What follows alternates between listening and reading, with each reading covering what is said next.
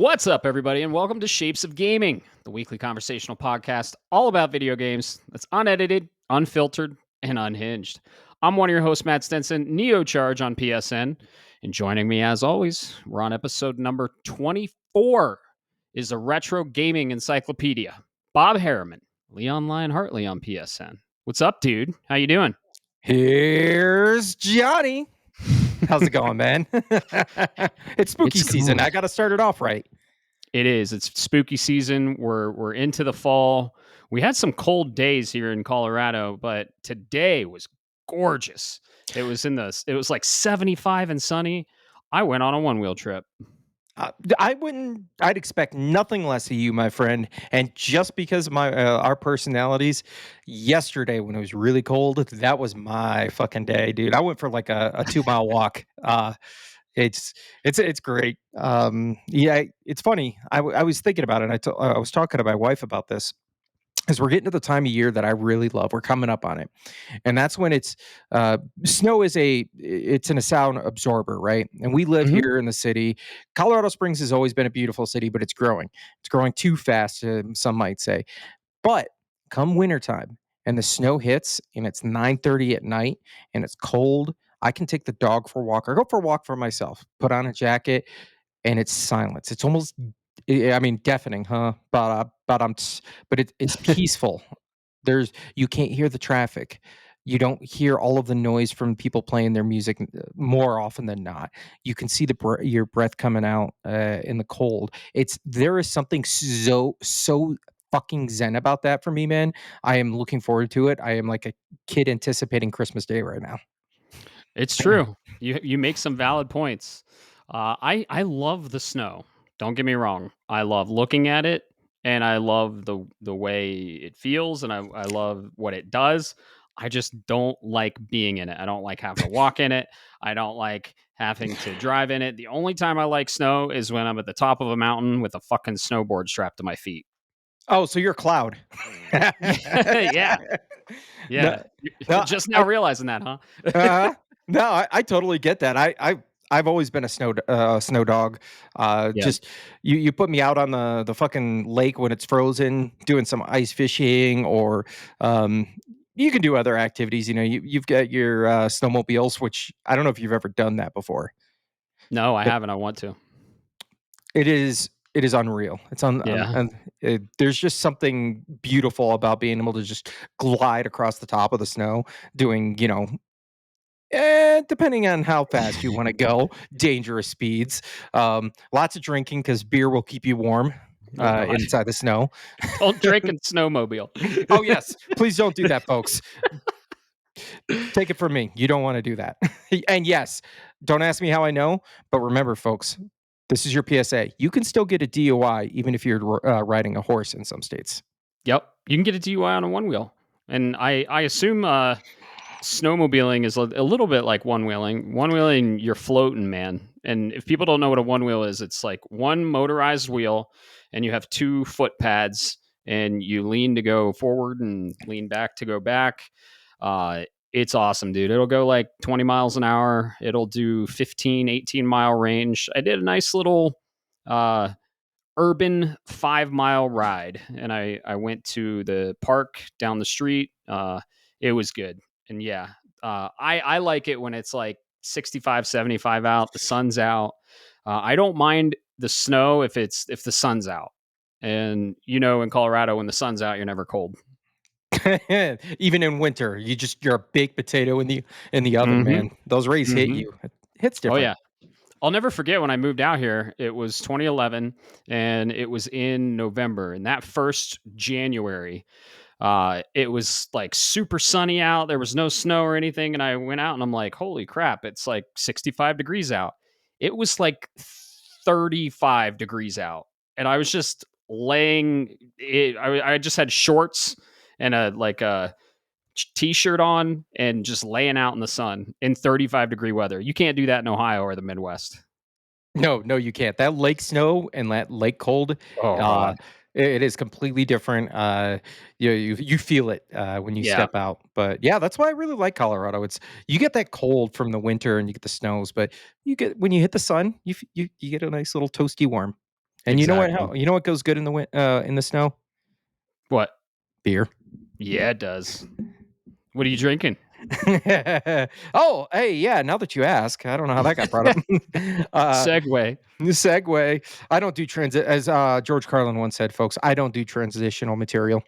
Uh,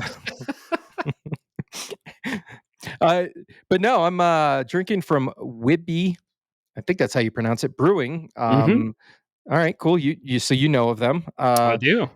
This is a interesting take. It's not traditional. So it's kind of it's a weird one. They call it their Oktoberfest lager, which is interesting because an Oktoberfest beer is traditionally not necessarily in that realm. Right. But they call it their Wibtoberfest. And I gotta say, man, despite it not being a very traditional one, it's still got that nice, good amber color. It's Yep. crisp, it's refreshing. So shout out, not bad. I see what you're doing, and I see the game you're playing, and I appreciate it. Awesome. Yeah, What Wibby made the Moon Door, that beer I had for Death Stranding too. Oh, okay, alright, yeah. That was Man, them. yeah, this is a really good one. I might have to see what else they got, out of Longmont, Colorado, Yeah. so definitely gonna keep an eye out for them. What about you, man? What do Very you got cool. this evening? Uh it's 'tis the season, man. And I'm drinking an Oktoberfest too. I fucking love this season. And one of the reasons is all the Oktoberfest. I have a Oktoberfest Marzen style lager from Four Noses Brewing Company. And Four Noses is from Denver, Colorado. So you can see there it is. The Ooh. typical Oktoberfest color. It's just like a amber golden deliciousness. And man, yeah, it's one of my favorite types of brews. It's German. It's originated in Germany, of course. And yeah, just a great beer. And Four Noses makes a lot of good shit. I saw their Oktoberfest and I got it. So I got a couple. I got one from Breck too. I drank that during the Metroid marathon. Ooh, yeah. Hey, you know what? Speaking of which, man, how Segway. segue. No, man, I guess I'll let you, I tee you up. I'll let you kick it off. It was your big, bonanza, if you will. Yeah, yeah, it was fun. I did it last year with a lesser known Metroid title, Zero Mission. Zero Mission's on the GBA, and it's a remake of the original Metroid for the NES. Still super fun. Emulated it on the Mac, which is cool. But I own the game, so you decide whatever you want there. But yeah, no, this year I was he wanted me to do Metroid Prime Remastered. And Metroid Prime, as you guys know, is in my top 10 favorite games of all time. I fucking love that game. It's incredible. I played it over 3 days. We laughed, we cried. It was fun, frustrating. Had some really cool interaction with the community. Just a ton of Metroid fans came together. And yeah, dude, it was a blast. I finished it in my completion time was 10 hours and I got 92%. So I didn't have time to get that 100%. And there are some collectibles you have to really backtrack to get. And, I had 3 days to do it. So it was a blast. And dude, streaming, the technology behind it is so fucking hard. I had to get a new capture card for it. Halfway through last night's stream, my audio just went out. The mic just went out, and I had no idea. The levels, the bar was still moving, and people were like, "Hey, Matt, are you muted?" And I'm like, "No." And they're like, we haven't been able to hear you for the last 10, 15 minutes. I'm like, what the fuck? So I just unplug my Astros and plug them back in, and everything starts working. So Huh. they were getting power. I don't know what happened. That's what you get when you with streaming. There's so many complexities and so many things going into it. You got to capture the source. You got to capture the audio and video from the source and stream it through Twitch, and then you have to mix your audio in there. And I was on my Astros, and I was getting the game music from the TV, and then I was using Elgato capture card to get the video audio from the TV, but then you have to fuck with a ton of settings on the Mac to get that to work. And yeah, I got everything working. It was all in all, it was a great stream. I had a blast, and man, Metroid Prime is still to this day. There are some frustrating parts. There are some interesting design choices for sure, but still one of the best and one of the best soundtracks. I was jamming the whole time, and just every fucking track in that game is a banger. Yeah, So dude, Metroid Prime is definitely one of those. I mean, Metroid games, I like them. I'll play them, but they're not a oh my goodness like you, right? But Prime hits differently. And I've said this before, pretty sure on the cast, and I know we've talked about it. Um, it 100% is a first person shooter first and foremost. And mhm. I think that's the fundamental difference. It's a nice spin on a very, very well done and executed idea. And I'm not saying like Super Metroid is yeah, it's prime Metroid. I will stand that ground all day long. But it was an interesting and it came out at a good time and on a really good underrated system. I know Yep. there's been a lot of revisionism about the GameCube over the years, but folks, it sold like 20 million units. You It was didn't buy super them. underrated. Yeah, you didn't buy them. People did. I did. I was one of those few. Bought it on Um, launch. Yep, bought it on launch, had it all, but there just wasn't there. So, but yeah, shout out to Metroid Prime, dude. I love it. The remaster Shadow dropped by Nintendo. What was this year and a half ago, 2 years ago? Um, all I gotta ask is where's 2 and 3? Right. There are rumors that we're getting a Metroid Direct, and there are heavy rumors for it. If that happens, we'll probably do another reacts. And yeah, I'm just a huge Metroid fan, and that game kicked off one of the best trilogies ever. Corruption, man, on the Wii. Oh, I want those games remade, and I have them drafted too. So I hope it. I hope it happens. But yeah, shout out to Metroid Database. Thank you so much for having me for the Metroid Marathon again. They invited me next year to potentially play Dread, so I guess I did well, and they want me back. So, but yeah, Ryan's a good friend of mine. He will actually be streaming Echoes this evening. If you're listening to this podcast, he will be on this evening. He's up next, so he is streaming Echoes tonight when we're recording this, and he's going to be streaming Echoes the day this releases. So, Metroid Prime Echoes, he's playing. I might tune in and check it out a little bit. So, dude, the Prime series is so cool, and I'm wondering if they're going to just build off that trilogy or start a new trilogy with Metroid Prime 4. We'll see. I that's a really good question. I'm gonna be honest. I understand fundamentally where the Prime series kind of fits in there, but I'm not super familiar with the story. It's been so Sure. long since I played them.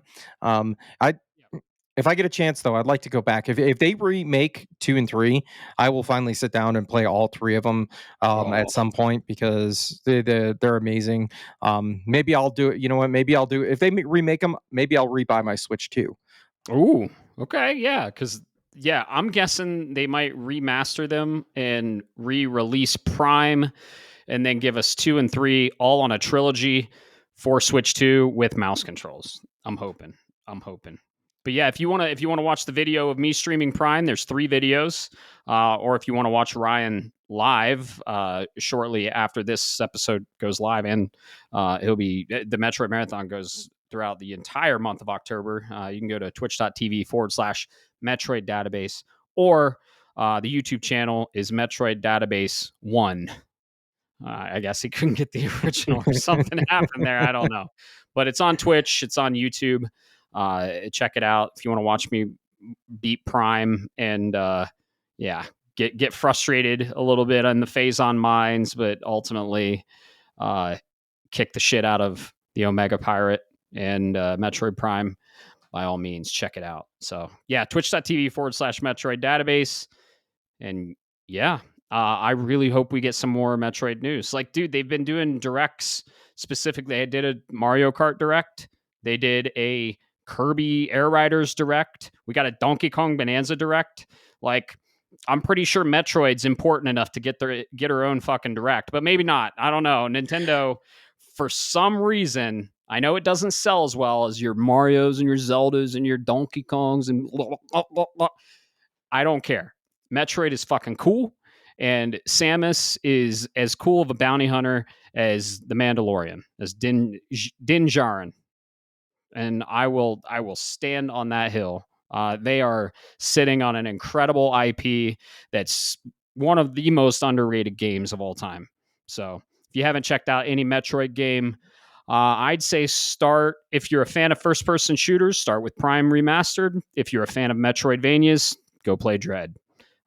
Incredible, incredible games. So yeah, please Nintendo, give us some news. Give us a direct and give us that trilogy.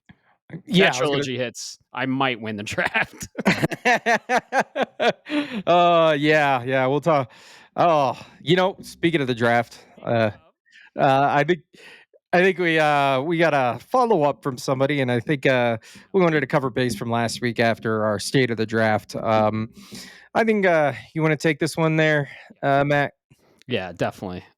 We were going on the state of the draft, and we got some feedback. We missed a big game, and uh, so at stats and plats, Admiral Merps, he Trails in the Sky first chapter, which gotta fuck, it's sitting at 90. Like that's game of the year talk right there, and that was counterpicked by Mystic Mace, or Mystic Rank. He is Fallen Wake. So Fallen Wake got -20 on Trails in the Sky first chapter. I had no idea that this was going to hit 90, but hey, man, Caleb. He saw it early. That was his third pick. So you have your draft picks, and then you have your pick ups. So this was in his actual draft picks, like when we draft it, which will be recording the next one. So probably, I don't know, end of December, early January at some point. Uh, and yeah, that'll be fun. But yeah, this was his third pick. He believed in it. He saw it. It got a 90. So congratulations, Admiral Merps. That is Absolutely. a incredible pickup, and the fact that Little Nightmares right now, I think, is sitting at 75, got me a whole 5 points. It's looking grim for me, meaning I'm gonna get second, and I think Admiral Merps is gonna get crowned this year. But it's anyone's game. I have two more games releasing. Well, I have one more game releasing and one more that's not might be announced. Who knows? And he has three. So, and me and the Hollower got delayed too. So we're late in the year, and now things are like falling into place, and it's looking to the leaderboard is kind of solidifying now. So it has you projected at third, man. You might get podium. So Yeah, absolutely. I I've been waiting and looking, dude, because as we're recording this 2 days from now, this week, a game that I dropped off my draft to pick up for Wu Chang Fallen Feathers, which got me a whopping 6 points, gets mhm. released. And I'm telling you, if the Outer Worlds 2 hits the 85 mark, which is potential, I'm not going to be mad. I'm going to be disappointed in myself. Because I should have stuck with my gut, stuck with my instincts. But yeah, that's a great pickup. I know the Trails games are good, so this definitely got my attention. Great pickup for Admiral Merps himself and for Mystic. Womp womp. Absolutely. Yeah. What's wrong with you, man? You dropped a game that you believed in, that like you originally drafted in the beginning, like one that's near and dear to your heart, and you just didn't go with your gut. What the fuck? What the hell is wrong with you, dude? I know, right? Jeez. Ugh. Oh my god. I am saddened at my decision. I dropped Metroid Prime 4 because I really there were so many rumors. Uh, and yeah, if it hits, Caleb picked it up, and it hurts, man. I gotta say, it hurts. But yeah, congratulations to Admiral Merps. He got the 90 out of nowhere for us, but apparently he knew. So we'll see what his next games do. But yeah, we wanted to add that. We forgot to add that. Maybe we'll start listing when games come out, because Fantasy Draft doesn't have like a recent games that have released, and maybe we need to just start like writing them down or something. I don't know. I don't know, maybe. You know what? I'm actually on the page right now. This is a short list, folks. Okay. So for the month of October, right now, I know we had a couple early on, but this is as we're recording on the 8th of October. We have Little Nightmares 3, which does have its scores. We're watching. On the 16th is actually my next game, with Pokemon Legends ZA. Come on, hit big. Pokemon tax, baby. Oh Uh, yeah, you'll get a easy 80s. Easy. Easy. And then on the 21st, we have from Mystic. He's got Ninja Gaiden 4, which is coming up. And then Mhm. this is why we have to review. We're going to have to review this because the next one, or the last one, if I'm not mistaken, is not coming this year, and got delayed. And that's or at least not on the 22nd. And that's Dispatch. No, it got a release date. Did it get confirmed? Okay. Yeah, it got confirmed, so, yep. Okay. I know that one was a little wishy-washy for a while. But yeah, and then that one is by Mystic as well. So Mystic's got two Mhm. games.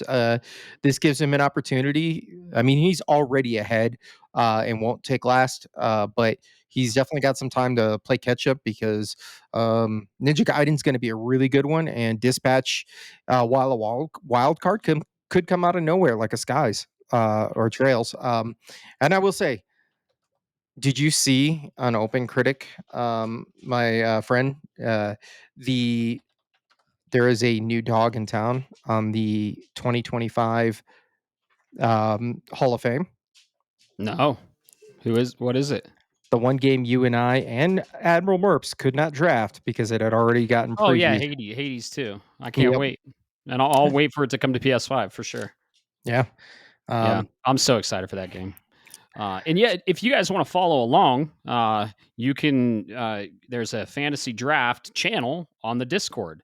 And by the way, if you want to join the Discord, where can people do that, Bob? Where can they find all our socials and join the community? And if you're listening to the podcast, subscribe to the podcast so you can hear our beautiful voices every Thursday morning. First off, segue. Uh, We're fucking nailing them, man. Must be the alcohol. Yeah. But yeah, folks, open up your browser of choice. I use Opera GX, not sponsored. And go to shapesofgaming.com.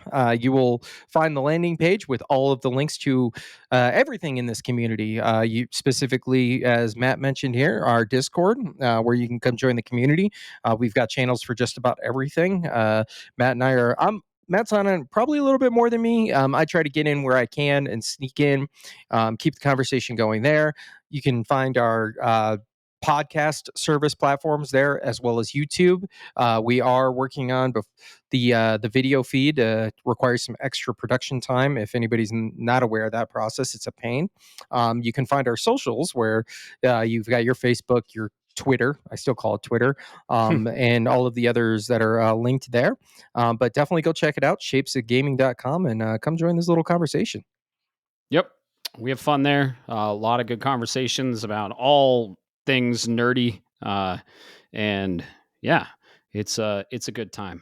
But yeah, the video part, it's lot more processing after, and yeah, there are a lot of intricacies and things involved in getting video out there. So we're working on it. We have a plan. It'll happen when it happens.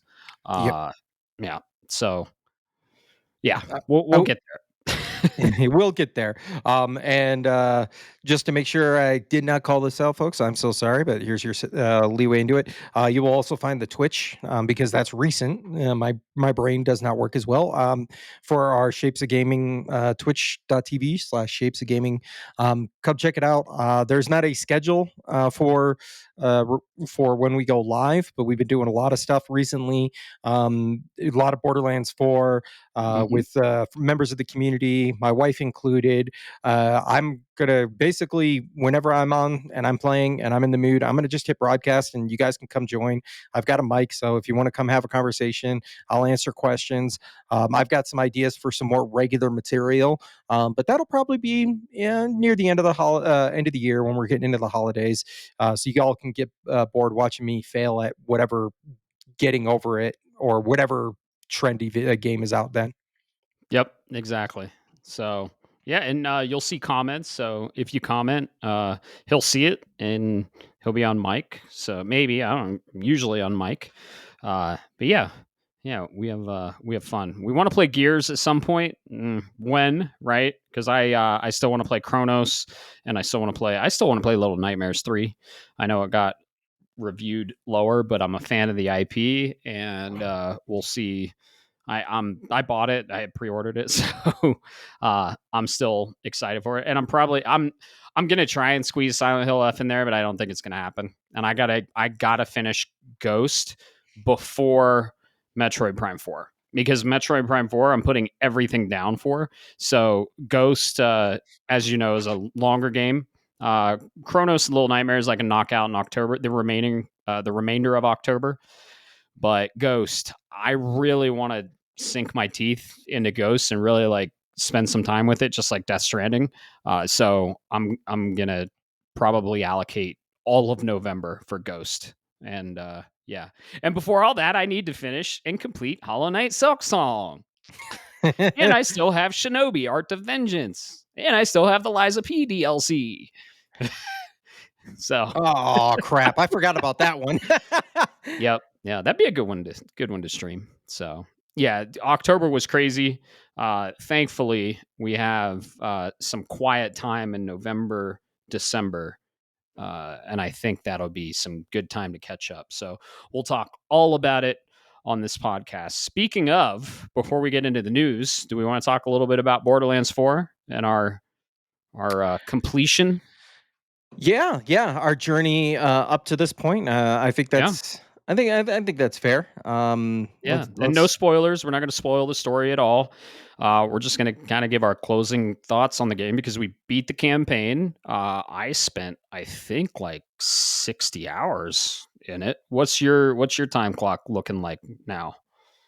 That is a great question. I hadn't even thought about that. Tell you Yeah, what, I'll keep a looking up. Well, I'm gonna look it up while sure. we discuss Borderlands 4. Actually, you know what? Who am Yep. I kidding? Um, So eh, I was Vex and you were Rafa most of the time. Uh I am still in love with Vex. She's awesome. I love her character even more. I broke her pretty badly, I think, with the life steal and everything like that. So I was running the Vexcalation green skill tree mainly, and boy, oh boy. Shout out to Altier 23, I think it is. It's Altier some number. Ryan Altier, he's a good friend of the show, the listener, and a good friend of ours. He played some Borderlands with us, and he hooked us up with some fucking awesome guns. I got one called the Wombo Combo, and that thing wrecks. We got to the last boss, and we won't tell you who the last boss is, but we got to the last boss, and we fucking melted that last boss. oh yeah, dude. We absolutely destroyed the ever living crap out of him. Mm-hmm. And there's some post game content. Oh yeah. Naturally, if you played Borderlands, you know that the main quest is it's not the end; it's only the beginning, so to speak. And I'll leave it like that. But you're right. I think we broke this game pretty good, even without those awesome legendaries from Altier. He did give us some hookups, and I appreciate that. But I do. You know, I gotta say, I remember one moment that I knew I broke that game is when I had that. People talk about it, it's called the Hot Slugger. It's a single shot shotgun, and I had everything stacked it away. I'd shoot one weenie, and then my damage would just start to go up and up and up. And I was one or two, or I was two shotting badasses that were on the map, and you're like, dude. Can you save some for me? Because I just one shot and everything with this little spud gun of a device. And but yeah, man, what can I say that we haven't already said?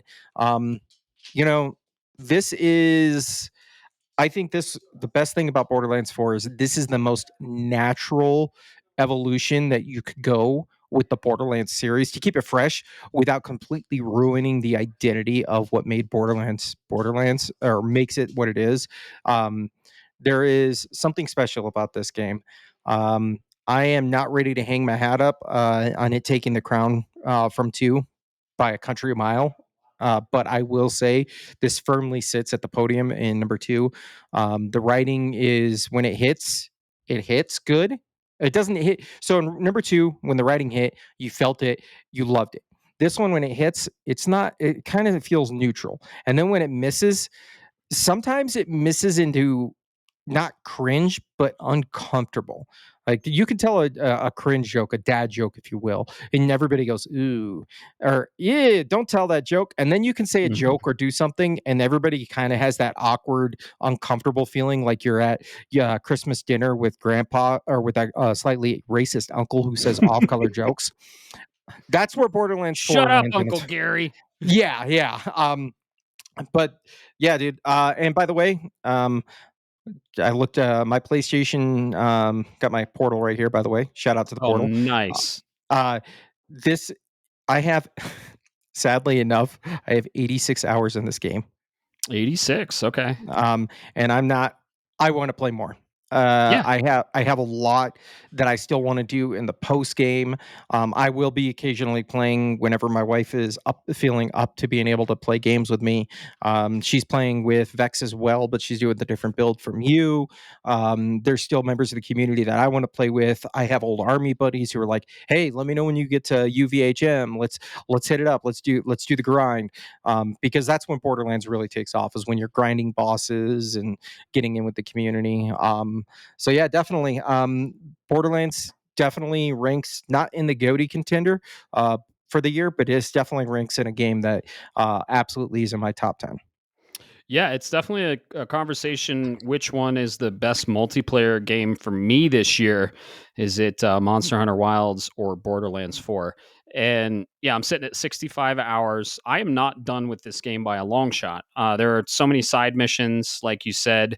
The game doesn't end once you finish the campaign, and we still have DLC. So my plan is to wait for the story DLC and then kind of dive back in and do some side missions, play that story DLC. And I've done this with every Borderlands, and notoriously Borderlands has some of the best DLC ever in video games, honestly. Like, I mean, they spun off an entire game from one of Borderlands 2 DLCs, which was Tiny Tina's Dragon Assault. We got Wonderlands from that. And we got a whole ass fucking game based off that DLC because it was so well. And they've announced the new story DLC. We haven't got a lot of uh, details on it, but we did see the new character. So yeah, Borderlands is kind of that continuously living game that I'll go back to, and this is one of the reasons I actually got it digital because I will keep going back to this game, and I'll have my main story game in there as a disc, and then I got Monster Hunter Wilds digital as well. I still want to go back to Monster Hunter Wilds and do the Final Fantasy stuff, but yeah, I am not done with this game by a long shot. It is not better than 2. I agree. 2 still is the king, but it is my second favorite Borderlands for sure. Yeah, no one beats my girl Maya. My goodness. Yeah, yeah, and I will go back and probably get the digital version. You Yeah. mentioned it. When it goes on sale, I'll buy it at cheap. It always does, right? It's a 2K game. That's what they do. But I definitely and I did this because one, I'm a physical collector, and two, I'm hoping one day that with a new cast and newer aging series, the voice actors will start doing their tours because I want Rafa's autograph on this game, like I've got Brick on Borderlands 2. Yeah. Is it? He has some of the best lines in there, dude. Like when it, it's a voice clip, so it's not a spoiler, folks. But like when you kill somebody and they're with fire damage, he just screams out, "I get it, you vape." Like, Yep. Then when he's you got throw the grenades, he's like yes. jalapeno. It's so good. I fucking love it, man. But yeah, definitely. Um, yeah, And outside of Vex Borderlands. is just a emo girl that's just like uh, worship me. When I go into like the action skills, she's like, time to worship me. And just I wing, yeah, it's just crazy. So you know who you are in this community. Be careful of Borderlands 4 and be careful of Vex. Oh yeah, uh, absolutely, absolutely. So yeah, but if you want to play with us, we'll be off and on. Uh, we fucking love Borderlands, and yeah, we played the shit out of it, and plan to play way more. So yeah. fantastic game, still a little broken, but better. Uh, God damn it, Randy. God damn it, Randy. You had Um, you had two fucking legendaries disappear on you. Just one disappeared in front of your eyes, and the other automated cutscene happened, and it didn't take you back, and it wasn't in your lost loot. And dude, I'll see purples all over the ground. I'm leaving. I go to my lost loot, and there's greens and fucking whites, and I'm like, what is the algorithm here? It's broke.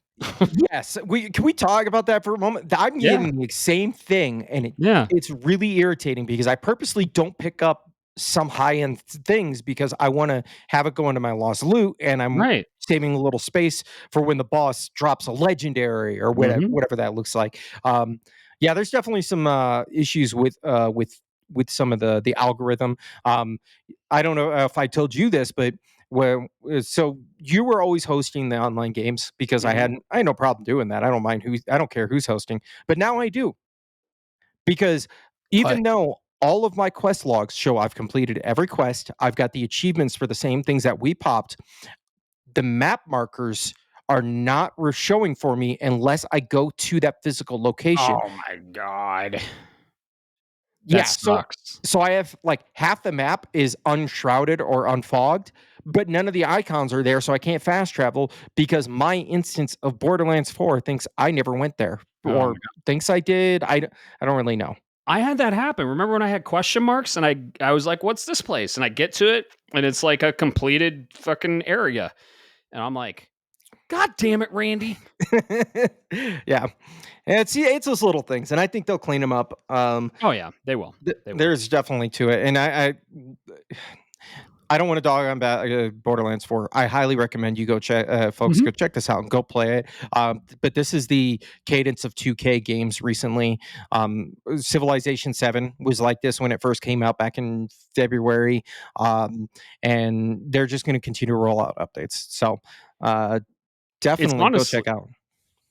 it's honestly a testament to the game because when I start seeing performance issues, and this one has a lot, I will usually put down the game and be like, I'll play it when it's fixed. But this game was so engaging, so fun, and just incredible gameplay that it outshined or outshone the performance issues. And I'll usually be like, you know what, they're gonna fix it. I'll play a fixed game eventually.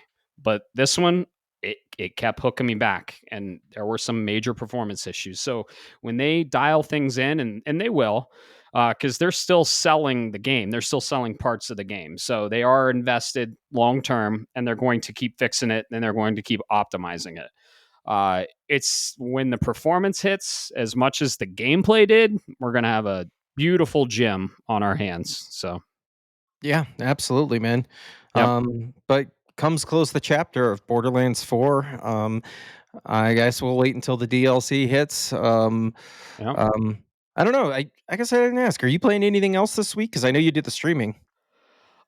This week, no. I was playing Metroid Prime. I plan on wrapping up Silk Song. That's what I do. I mean, very, very, very early in the game, you see Act One, right? You see there's acts. Okay, I'm in Act Three. I'm not gonna say anything more, but I'm in the final act. The game will end before that. So I'm in game, and if you've played Hollow Knight, there are multiple endings. So I'm just kind of so I've finished the game. I've rolled credits, but I haven't completed it. And I do want to scour the map and get all the collectibles. And I think, I rolled credits, so that's kind of my gauge if I can like go look at a guide, because I usually don't look at a guide until I beat the game. That's kind of my personal rule. I don't look at a guide or honestly even the trophies until I beat the game. Roll credits, if you will. So yeah, I'm going for collectibles and I'm going for that that secret ending. And I want to at least 100% it. Yeah, and then I plan to play and stream Chronos on my personal Twitch channel. So Well, what is it? twitch.tv, twitch.tv/neocharge. There you So, go. so yeah, that's going to be my spooky game. And yeah, you have yet to play Chronos too. Probably holiday, yeah? I don't. I'm gonna get to it. I don't have it own it yet.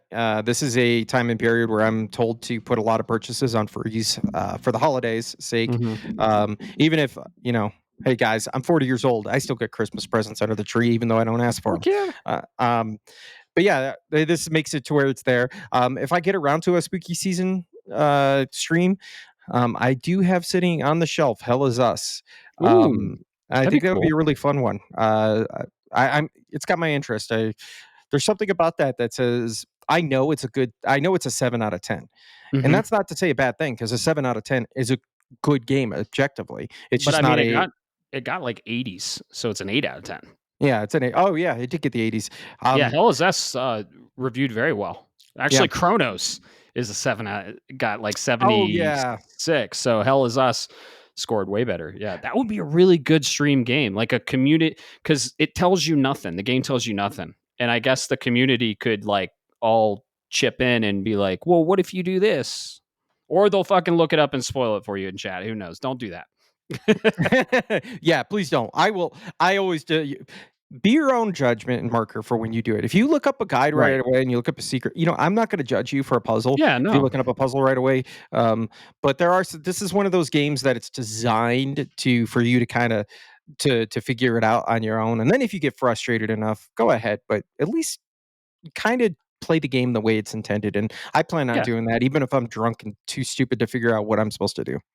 Yeah, if you play the game like right off and you look at the guide like right before the start, it just makes you just a little bit of a bitch. But other than that, uh no, that's just my personal rule. You don't look at a guide. You don't look up secrets. But there have been some crazy secrets, and I heard Hell Is Us is pretty uh not handholdy at all, and that actually attracts me to it. So dude, I will tune in on that and I will help you solve some puzzles for sure. It'll be like a community thing, so that'll be fun. Yeah, just a matter of when I can get to it. Exactly, right. So yeah, that's this week. I'm finishing up Silk Song, getting ready for Kronos. So yep.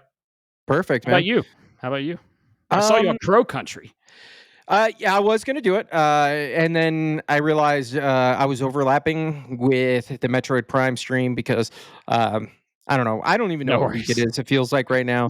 Uh, I know we kind of Dude. talked about this, and I don't want to get too personal with you guys, or be like, "Hey, here are all my stories." But I'm going through a stage in my life right now.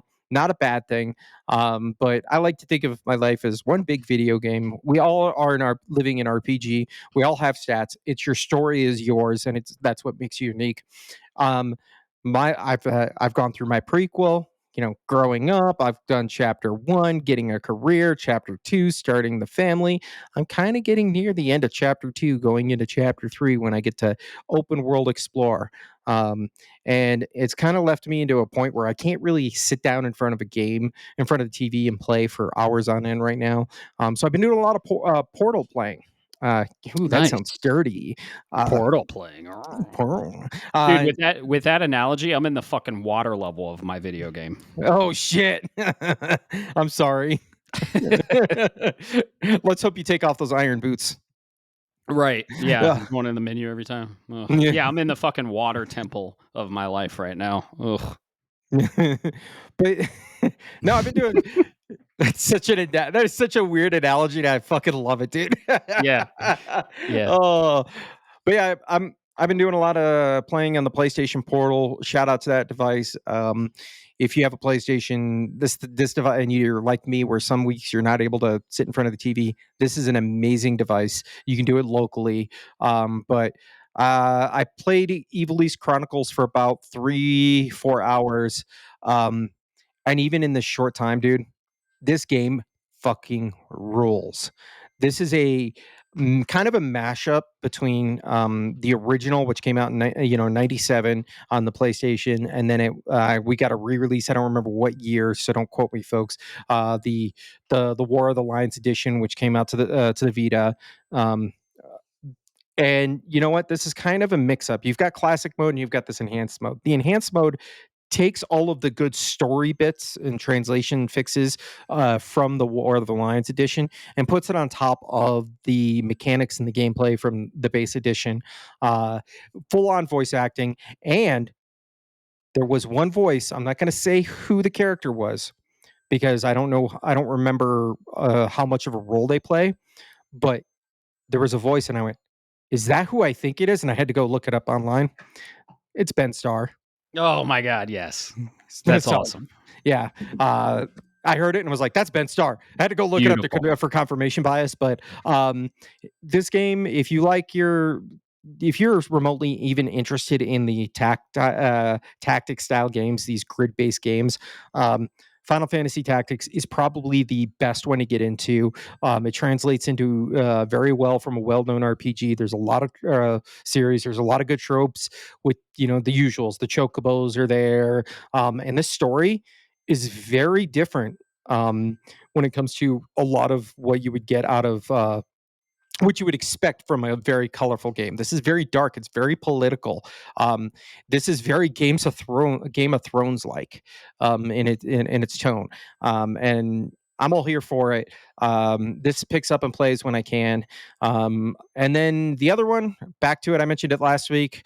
I'm addicted. I knew it was going to happen. I shouldn't have fucking done it. I've put 24 hours into this fucking game already, dude. Damn. And that is Puzzle Quest Immortal Edition.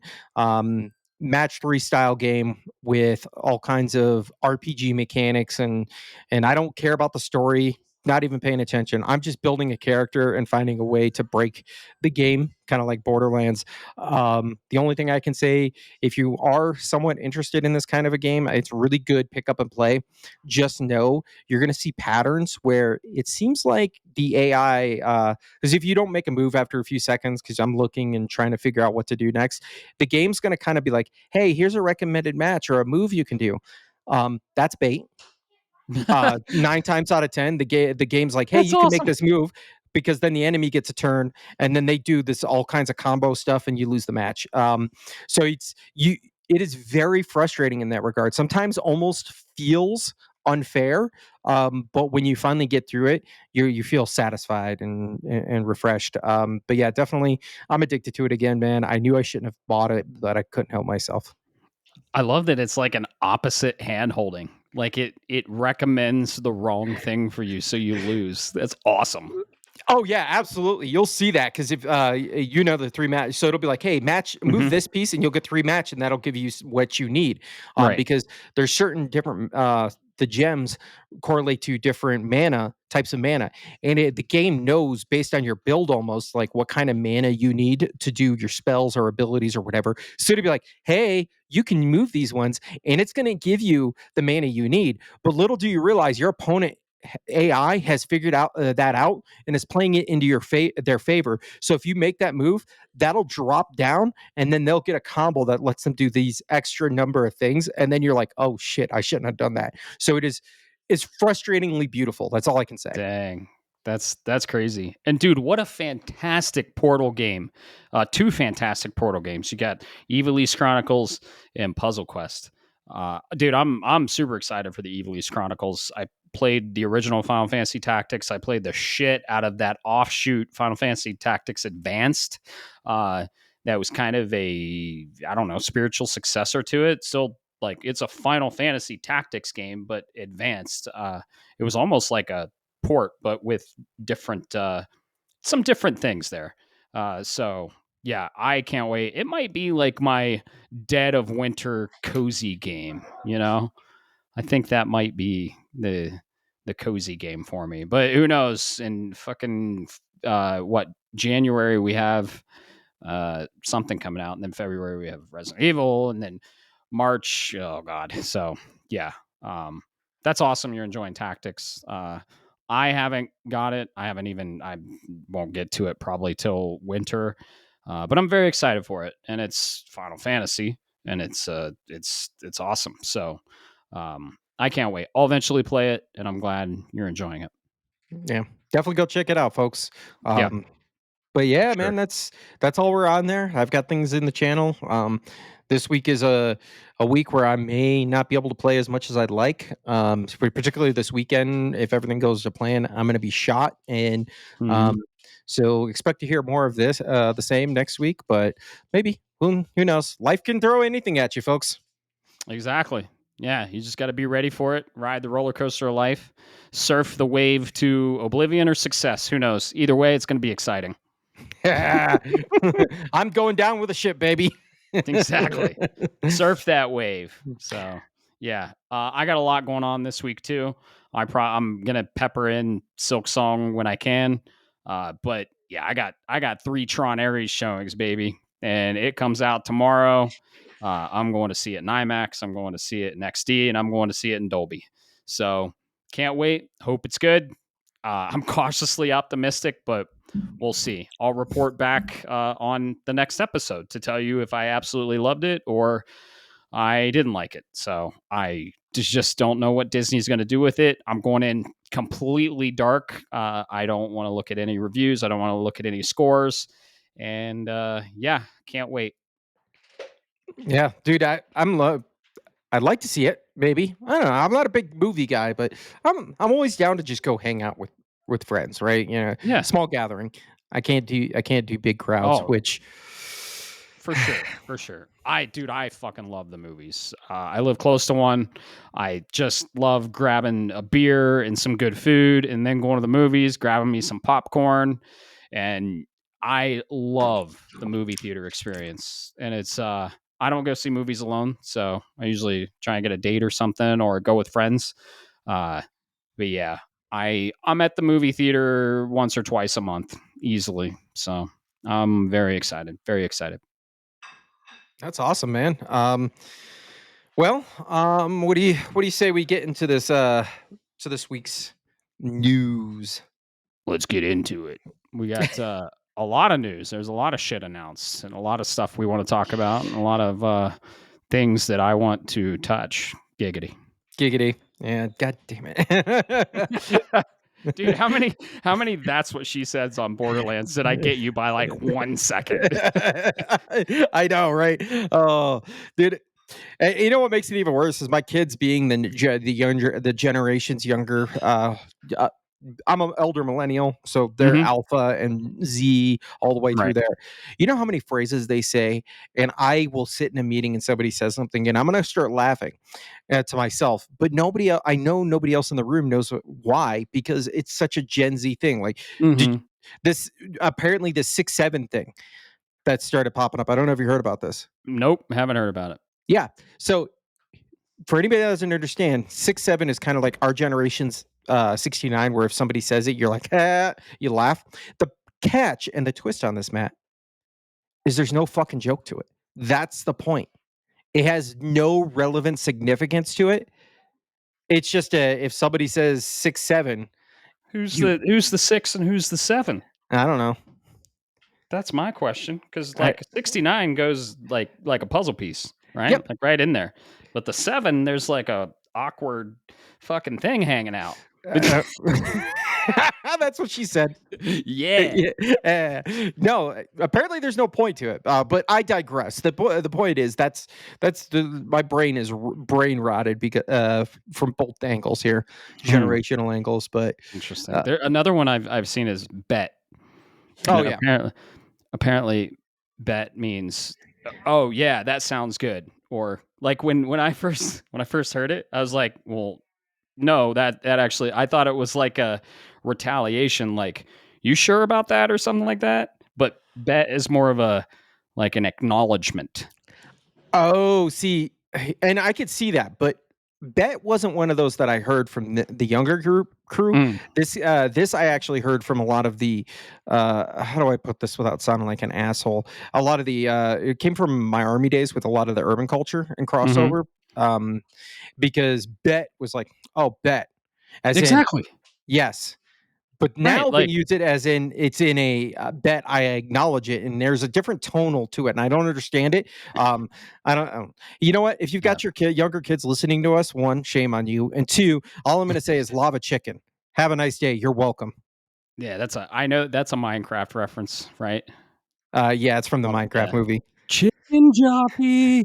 Oh my gosh. I had to tell my Great. kids when we went to see that. I was like, if you fucking start acting like a hooligan in this movie theater when he says that, I'm gonna beat your ass. Yeah, I heard people, like, brought live chickens in, and they were, like, throwing popcorn and soda all over the place. I'll tell you what, Bob, if I'm ever in a theater and I get soaked with soda, someone is getting put into a headlock and dragged to the manager's office.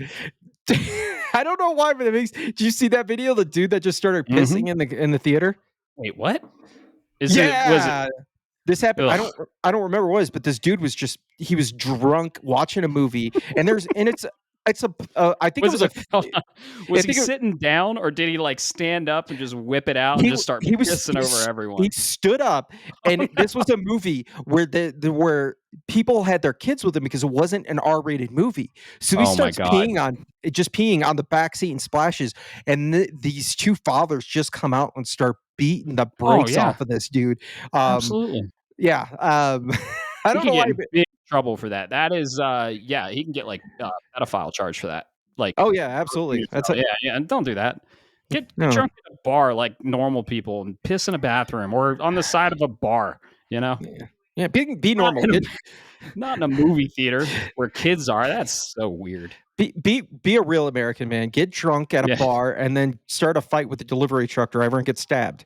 exactly. Yeah. I mean, Yeah, you can you use know pretty much anything as a weapon in a that bar. went. Damn, that went right over your head. What? Death Stranding? No, no, no, no. What? What? Okay, all right, that went over your head. I'm gonna have to explain it now. Damn it, Oh I didn't get god. the Alright. reaction I wanted. Oh. And I know why. It's a sports ball reference. So Ah. the New York Jets had a football player that was known for doing what was called a play called the butt fumble, where he grabbed the ball and he was a quarterback and he ran into his own guy in front of him and fumbled the football. So he was known as the butt fumble guy, right? Well, he's finally retired. He's already got that label on him. He's a sportscaster for Fox. I think it was Fox. Don't quote me on this. And I'm purposely not saying his name so you folks Sure. can do your inference. He was in Indianapolis to broadcast the Indy and the Jets game this last weekend. He comes out of a bar, piss ass drunk, gets into an altercation with a delivery truck driver, and he's a football player, so he's a big guy. Mhm. Starts beating on this dude. The dude tries to defend himself, and eventually Jeez. resorts to the last thing, pulls out a knife and stabs this guy multiple times. He ends up in the hospital. He's in stable condition. Everybody's stable, Well, but that's then the good. cops get the reports and they go, "Oh, by the way, now you're getting charged with battery." Oh, yeah, 100%. Why the fuck would you think I would know that reference, first of all? It's on the internet, man. Go look at it. Yeah, yeah. If it's not nerd culture or 90s movie or music culture, I'm usually checked out, man. Or video game culture in general, like, I know a lot, but yeah, okay. I get it Yeah, now, I get it now. yeah. Yep. The internet. I'm an internet child, dude. Uh, Shit. Oh, yeah. Same here. Speaking of internet, there's a lot of news on the internet. oh yeah, how do we get here? Yeah, let's. We got a few things this week, folks. We had probably close to 10 items. I didn't keep count. 10 items on the list. But we'll start in whatever order I decide. And at the top of this list, this one came from Game Informer. This came right pretty much after we recorded last week on Mhm. Friday. Payday developer Starbreeze recently announced that it has ceased development on Project Baxter, its cooperative game set in the D&D universe, Dungeons and Dragons, folks. This cancellation will result in layoff across the studio, which includes up to 44 employees and contractors. From Project Baxter was first announced in December 2023 with a 2026 launch window and was built as an Unreal 5 engine developed cooperative multiplayer D&D game. It was also described as a live service game, though the extent which was never made clear. Project Baxter was slated to launch on all major platforms and would have supported crossplay. Um, This Dang. sucks, man. I just I brought this up because I wanted to bring. I know you're not a big D&D guy. I know we got some players in the community. I'm one of Mhm. them. Um, this really sucks because Payday from is a it's a good series, and uh, they have. I mean, Starbreeze has definitely not been the top tier of games, but if you think about it, Payday is kind of a it's a multiplayer. It's live servicey. Um, in the D&D universe where you were given objectives to do, and I thought about it, where you're like, hey, you guys need to go kill this lich, do this dungeon dive, whatever this is, these mission-based games inside D&D, that would have appealed to me because story and role-playing is one thing like you do in Baldur's Gate, but when you're playing at the table, you end up with a lot of action economy. It's a lot of combat. Players want to roll dice. They want to have fun, and I think this would have been an awesome opportunity. I'm sad to see it go. I'm never happy to see people lose their jobs. And I really hope maybe we'll get something in the future, but who knows? Definitely, man. That's a bummer. I know D&D as a IP has just a treasure trove of content that you can dive into and grab for any type of game that you want. And it sounded like this was going to be a pretty unique game. And I know the Payday games are great, and that developer is a really good developer. So it's sad to hear, yeah, whenever anyone loses their job, and it just sucks because that could have been a cool game, could have not been, but we'll never know. And it always sucks when studios close, and you always think what could have been, right? So sucks. Yeah, definitely. Like you said, what could have been, and it's the opportunity cost that comes in. Yeah, This was, I mean, it was officially announced 2 years ago, and you've got to go through you've got to go through a certain level of production before you announce it, and then there's the right. pre-production, and then there's the planning and the discussions and the licensing fees that would have been associated with that because Dungeons and Dragons is owned by Wizards of the Coast, who's owned by Hasbro. So there would have been a lot of there. That check was not light. So um, who knows? Maybe this is the last we see of Starbreeze Studios. Yeah, hope not. But yeah, the writers, I mean, the whole game was probably written. So yeah, I hope they survive this, but that's tough, dude. And that's a huge sunk cost. Yeah, yeah. Which is why I'm glad Sony is sticking. As much as I'm going to lose a six pack of beer, I'm glad that they're sticking to their guns with Wolverine, Yep. which still hasn't come out. Just want to point that out. All right. Okay. So we're going to have a little release day party. All right. And we're going to drink a six pack. See, I'll share my six pack even if you buy it. Well, that's called a gathering. Exactly. A Exactly. magic gathering. Oh, of an alcohol craft beer gathering. Ooh. Yeah. Uh, But yeah, but Wolverine is coming out 100%. Is it going to hit that window or even that year? Who knows? But the more we see it, the more likely it is. Dude, they got to hit that year because if they don't hit that year, we're getting into PS6 territory, and there's no way they're gonna risk that. So I think it definitely is gonna be our.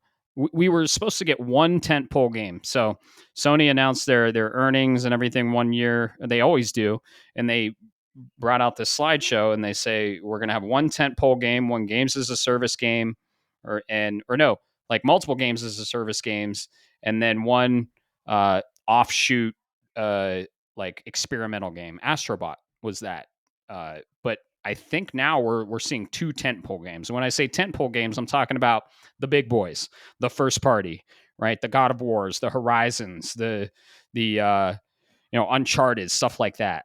And the two tentpole games of 2026 are going to be Housemarque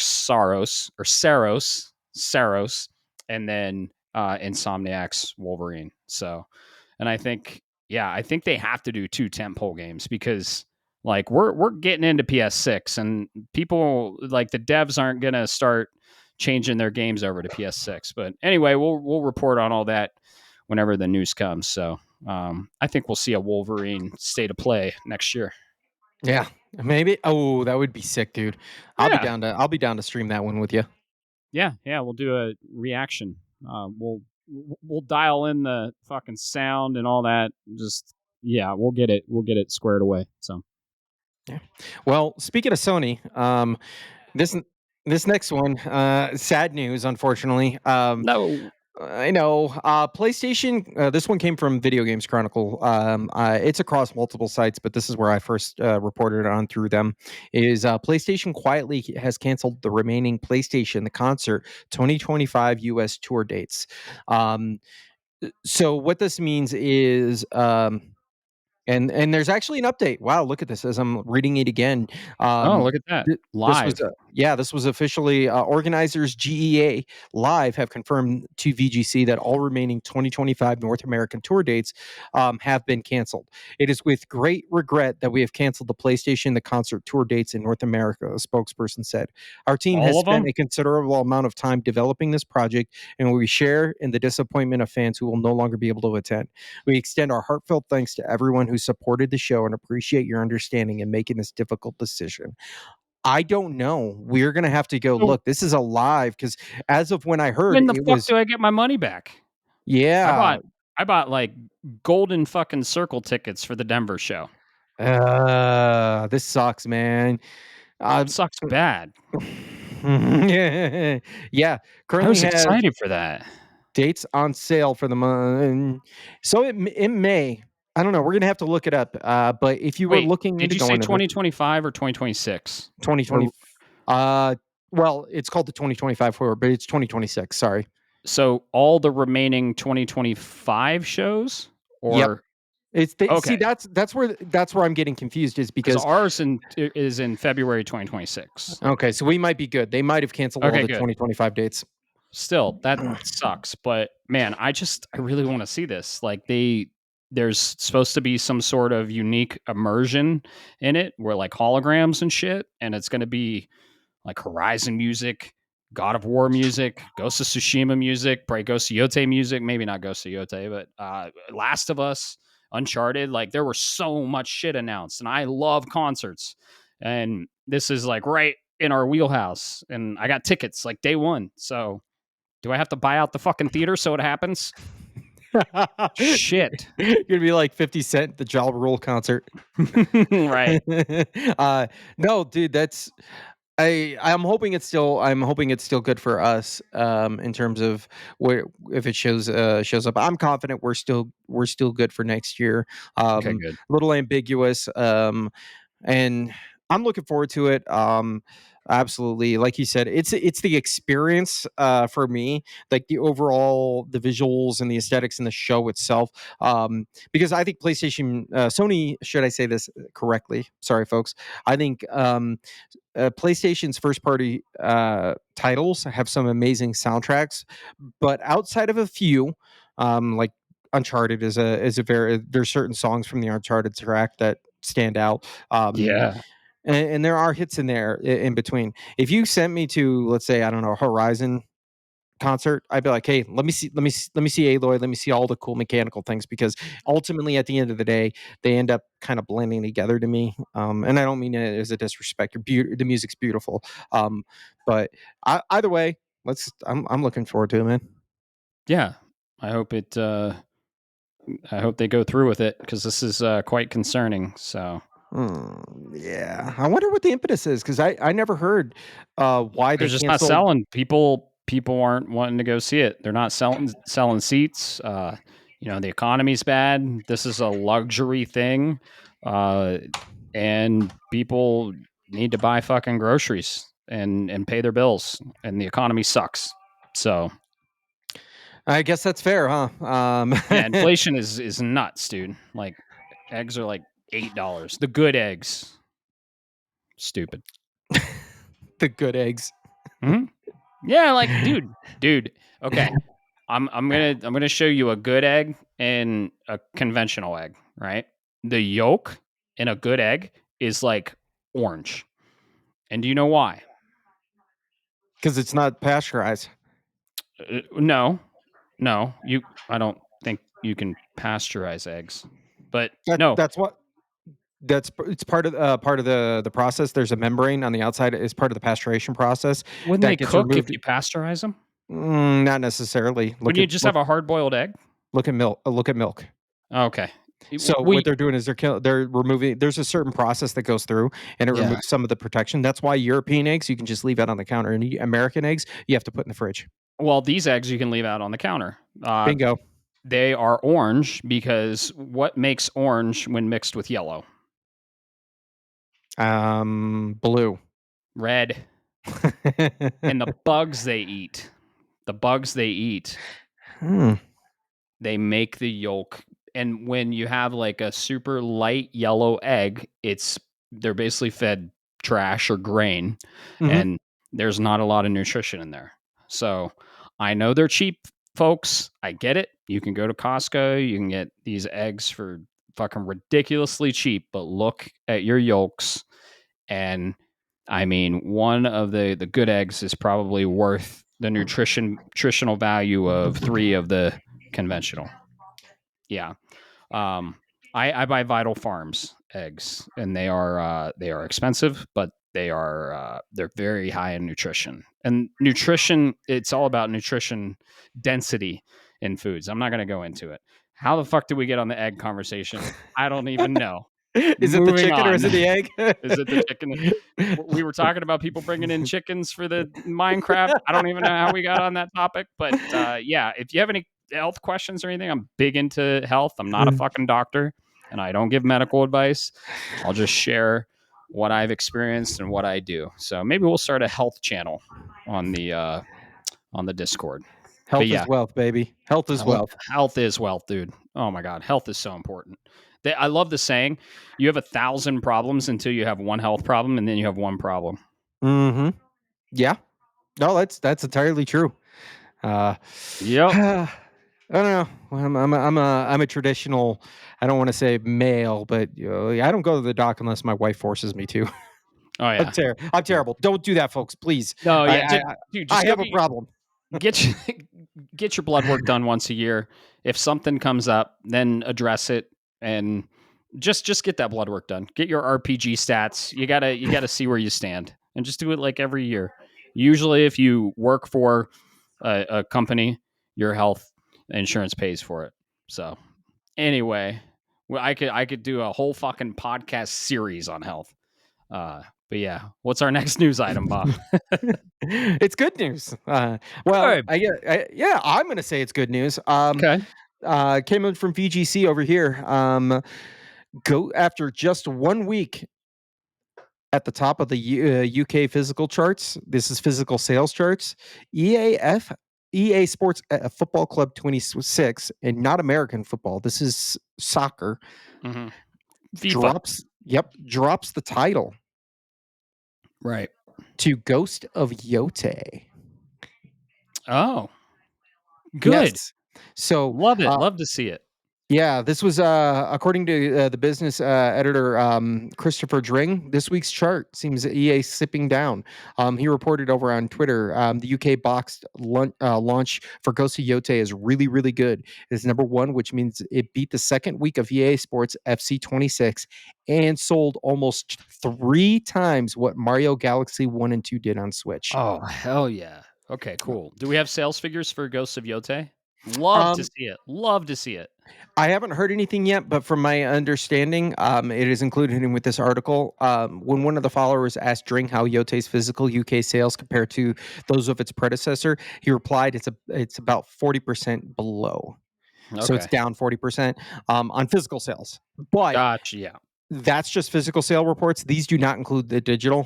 When I hear about these, I will definitely report back on these because you and I are a dying breed, man. Gamers like us who prefer that physical touch and tactile feel. I get it. Convenience of digital, and I'll never stop you. I'm gonna just tap you on the shoulder and say, dude, you only have a license. You don't have a disc. Right.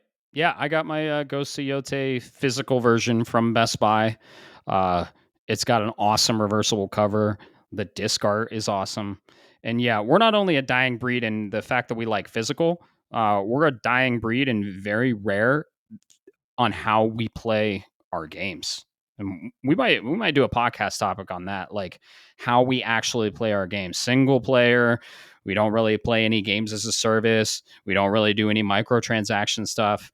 That is actually the lesser demographic of gamers. Most gamers, they're playing your Call of Duty, they're playing your Battlefield, they're playing your Fortnite, and that's all they do.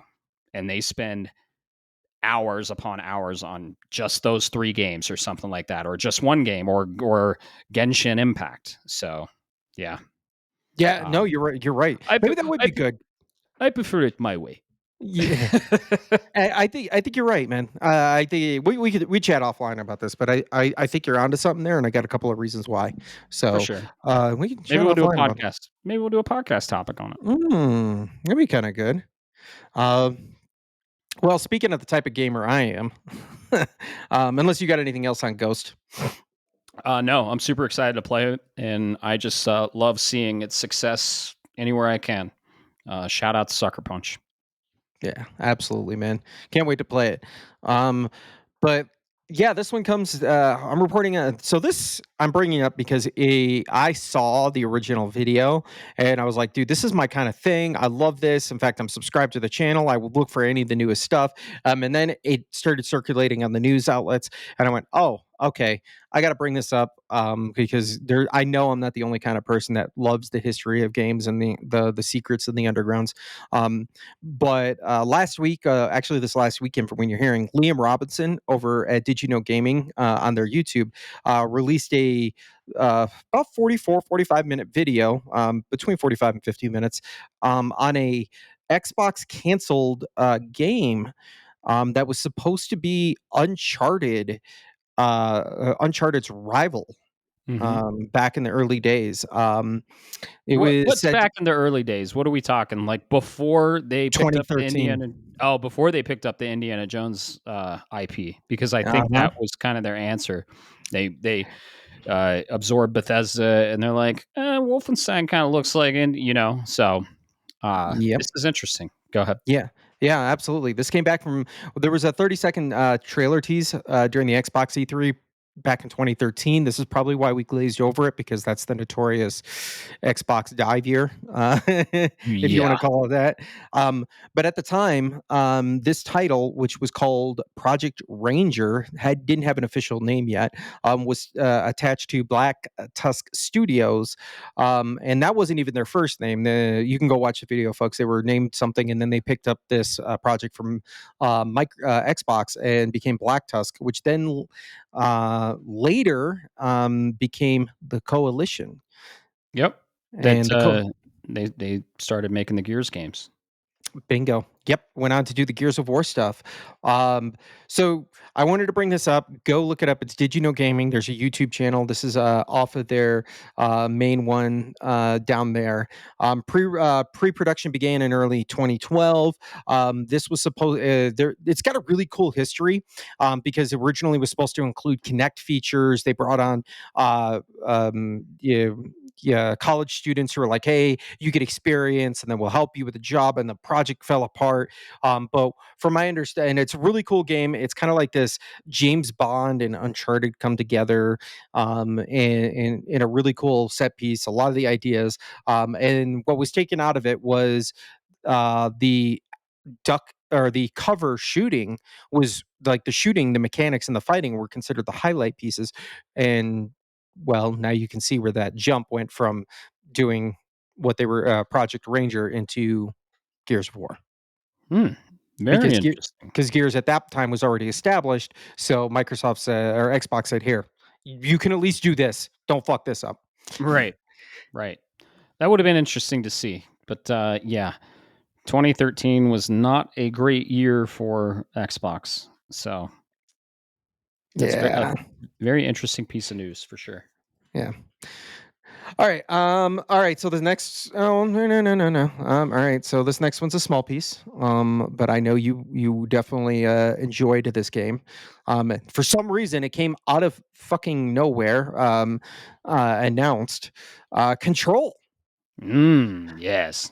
I played this probably 6 months ago, give or Hmm. take, within the last calendar or within this calendar year, I believe.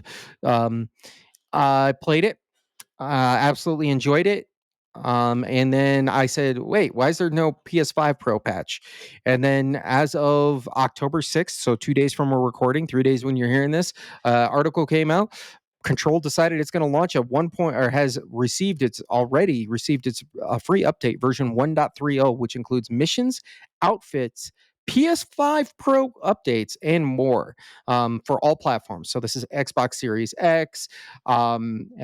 Dude, there's so you got outfits, the astral dive suit, the tactical response gear, urban response gear, new missions, graphic overlays. You can go look at this. I got it from Insider Gaming. I don't know about you, man, but this kind of has me wanting to go back to check out Control. Dude, Control was one of my favorite games on the PS5. PS4 originally released, and then yeah, I got a PS5 complete edition or something like that. It is a phenomenal game. It has incredible gameplay, a crazy ass story. It's from Remedy Entertainment, so the same people that made Alan Wake. It's in the same world as Alan Wake. Uh, Alan Wake is kind of explained a little bit because of the story of Control. And I have no doubt this is ramping up for the release of Control 2. So, no spoilers, but in Alan Wake 2 DLC, uh, you learn more about some stuff in Control. So, they all their games are connected. I think we might see a trailer for Control 2 at the Game Awards. And I love this post-release support. I love that they are adding PS5 Pro support. That's super cool because Control is like a benchmark game. Like there's a lot of shit going on, and I'd love to see what the PS5 Pro does with this game. So if you haven't played Control, it's a phenomenal third person. Uh, you have like psychic abilities. This is in the trailer, and you can like float and shit, and you have guns, and you're in the oldest house with the Federal Bureau of Control, and you're just like dropped into this story. And if you've played Alan Wake or even Max Payne, the story is out of this world. I mean, you read some documents late game that you're like, oh yeah, that makes total sense. But if you were like to read that document just coming right in, not knowing the emphasis and the foundation of what Control is, you'd think an insane person wrote it. Like this is a game where you really like it builds you up, learning about the story and gives you context of the actual world you're in, and the music, the gameplay, there's the soundtrack. Silent Poets are part of a lot of Remedy games soundtracks, and yeah, I it was almost my game of the year, but it came out when Death Stranding came out, so Death Stranding got it. It would have been my game of the year if not for Death Stranding. Control is a fucking phenomenal game, and I love to see this PS5 Pro support. And yeah, I might. It's only for the complete edition, right? It's not for the base edition because I don't know if I got the complete edition. They released DLC for it. I played all of that, but I don't think I ever got the complete edition. But this is enticing because I want to see how it runs on the PS5 Pro. Like Control is that game that's just like you want to go back and just see. So if you haven't played Control, I highly, highly recommend it. Did you beat Control? Yeah, I beat it. I got the Ultimate Edition. Played Ultimate that. Edition, yeah. Yeah, the Ultimate Edition. So it is on there. It includes PSSR support, which is but however, using this feature can impact performance. So I'm kind of curious to see how that looks. Mm. Even and I say Play it, this, play it I on was performance. play it Like on performance. 100%. I say this because exactly, Control is the kind of game you want performance. And number two, Yes. baseline, even without the Pro, it looks really fucking good. Oh Even yeah. even without all of the great enhancements and the latest OLED TVs and everything else, it still looks phenomenal. So it's definitely a pick up and play kind of game, or it's not a pick up and play kind of game. It's a if you pick it up, um, Control is one of those games that when I talk about something has character, this is what I mean. Uh, Yeah.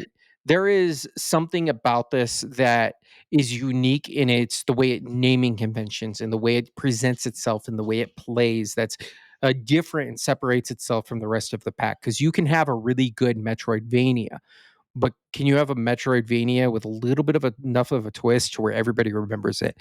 Um, and Hollow Knight is a good example of that. It's just like any other Metroidvania, but it changes it up in its writing and its presentation and everything else just enough to where it leaves an impact. Like a good example specifically for this one, and this is coming out of the press release here. Coming with, and this is with new missions.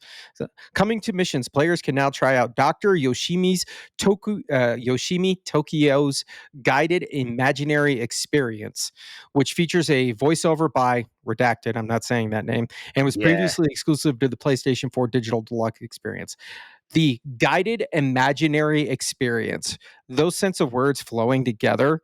Um, just speak character, and that's what I'm referring to. It sticks out. But yeah, definitely go check out Control. I love this game. I could see why it was your game of the year. I got onto it late, and Almost. I don't regret playing this. Yeah, it was almost my game of the year. Death Stranding beat it out slightly. So yeah, and if you want to dip your toes into Remedy, guess what? One of the PS Plus games this month, which is so appropriate, is Alan Wake 2. And Alan Wake 2 is incredible. And dude, Remedy are master storytellers. So just yeah, incredible single player narrative driven games. And I might check out Control to get the new missions and the new just yeah. I would love to dive back into that game, and it might be pretty cool to do in ramping up to Control 2 because I honestly think we see Control 2 release 2026. So Yep, this is a 2020. I agree. And go check out Alan Wake. I haven't even finished the first one, and I can tell you, I want to get back to it. Great oh, spooky game. Maybe I gotta pick that back up this October. ooh, dude, yes. So you didn't play Alan Wake 2? No, I haven't gotten a chance yet.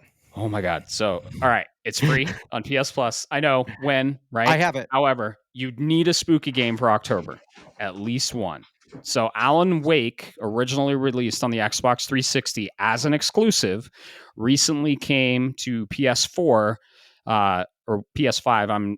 I think PS5 as a remaster, and all the DLCs included, everything like that. So yeah.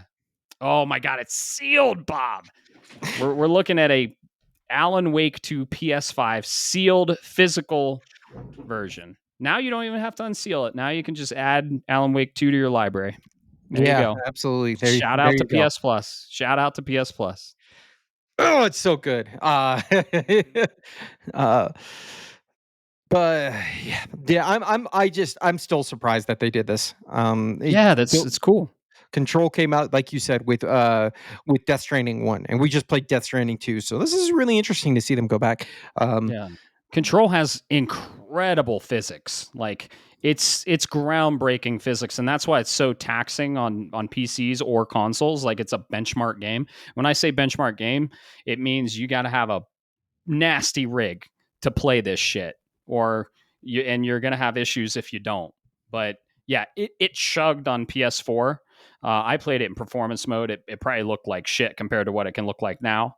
And now PS5 Pro, always play it on performance mode. Just you like shoot something and everything just gets destroyed, and all the shit like papers are flying off desks and sparks are going everywhere. And when you kill an enemy, like they explode in a neon cloud of fucking smoke. So yeah, it's a wonderful game. I highly, highly recommend it. And I'm so glad to see Remedy is still supporting it. But they're like poking us. They're saying, hey, remember Control? You got Control 2 coming up. So sharpen up on your Control lore because it's coming. I do remember that about this game. That is a lore heavy game. I don't want to say Oh yeah. lore heavy. There are so many documents to read. Yep. Even so much, and I play a lot of text-based games, but even after a while, I was like, "Holy shit, get over it." Right. But I read every fucking single one of them. I remember about 10% of it, I gotta say.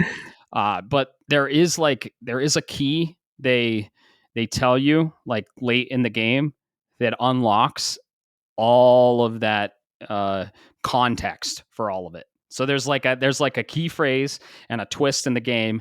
They tell you that then you go back and read and you're like, this fucking makes sense now. It was all gobbledygook, and I thought I was going insane while reading it, and I thought it was like a typo on the developer side, but nope, it makes sense now. It's an incredible game. Control's amazing. Love it. yeah. All right. Well, I told you I'd throw this in here for us because this I totally forgot to put on there, on the current document, if you will. Um, do you remember Yacht Club game, or Yacht Club games, folks? Do you remember that they had a game coming out, or they have a game coming out this year? Been on their backers list for years. Mina the Hollower. Um, I'm sorry, folks. This is coming directly from their website. As of October 6th, it was posted. This week, our team made a tough decision. We decided to delay Mina the Hollower. The entire crew has been working tirelessly day and night to finish development for release on October 31st, but we're just not quite there yet. This isn't a major delay. It's just a stretch of time to apply some final polish and balancing to make the game truly shine. And then they go on down there. They haven't announced the new date, but You the gotta game wait. is. You gotta continue that and say what we're working on, and then go to the bullet That's points. exactly where I was going. Yeah, it's fucking Uh, hilarious. this game is so close to being done. We're playing it from start to finish every day. In the final hours, this is what the crew is working on: finalizing design, art, and sound, overall game balance, implementing localization, eating cheese, testing on all platforms. Thank you for your understanding and patience. Sincerely, the Yacht Club Games crew. Um, I know you were looking forward to this. I know it was drafted by somebody this year. Um, Before I kick it to you, over to you. I want you to look at that first bullet point where it says finalizing design, art, and sound. Um, that tells me this is a small delay in air quotes, but I could be wrong. What do you think? We'll see. I am actually one of the backers of this game. I was one of the very early backers. I'm in the 600s, I think. Yacht Club Games is a incredible indie developer. They made Shovel Knight. They helped publish Cyber Shadow. And I have my full faith that they are doing what they say they are. This delay doesn't upset me one bit. I want the game to be polished. I played a demo of the game on Switch 2 and I adored it. Uh, hey kids, you like the classic top-down Zeldas? Do you like Castlevania with some Souls-like elements? Well, guess what? Have I got a game for you? It's called Mina the Hollower. And everything I played, I loved. I played a slice of the game. And yeah, dude, take your time. Um, Honestly, I think delays are sometimes good as long as they are head down and doing what they say they are. And I really do think they have a lot of care and they're putting a lot into this game. And delays aren't a bad thing. Uh, if you have a big publisher behind you and there's some bullshit along with it. But this is like a small indie dev. Dude, how many times did fucking Silksong get delayed? How many times did we not even hear about anything from Silksong? And then 7 years later, we get an absolute banger that's in the echelon of Game of the Year nominees. I think Mina the Hollower is going to be amazing. And delay it, release it January 1st, 2026. So Caleb doesn't get the points. I was gonna say, dude. I'm on their official press release, their site for this press release, and there's comments at the bottom. I read this one for fantasy critic purposes. Can you say the word 2026? Yeah. Right. Right. uh, that's great. That's great. That tells you how much hype there is behind this game. Right. Oh yeah, dude. I highly recommend the demo. You can. I don't know if it was a time demo, but the minute it was announced, I played it, and I played it 3 times in a row. Because there are weapon choices in the beginning. It is a Souls like. It is a fucking hard game, and it's. I gotta say, like it's if it's if Zelda, the top down Zeldas like your Oracle of Ages, your original Zelda, your Link to the Past, if that and Castlevania had a beautiful baby with Souls like elements, Hmm. um, I just I just hope it's not delayed into early December because Metroid Prime 4 is getting that time slot for me. Please, Yacht Club, you know Metroid Prime 4 is coming, and it'll probably might get delayed. Who knows? But like don't release it within 2 weeks of that fucking window, please. Maybe like a mid-November, like a 2 week delay, or a even late November. I don't know.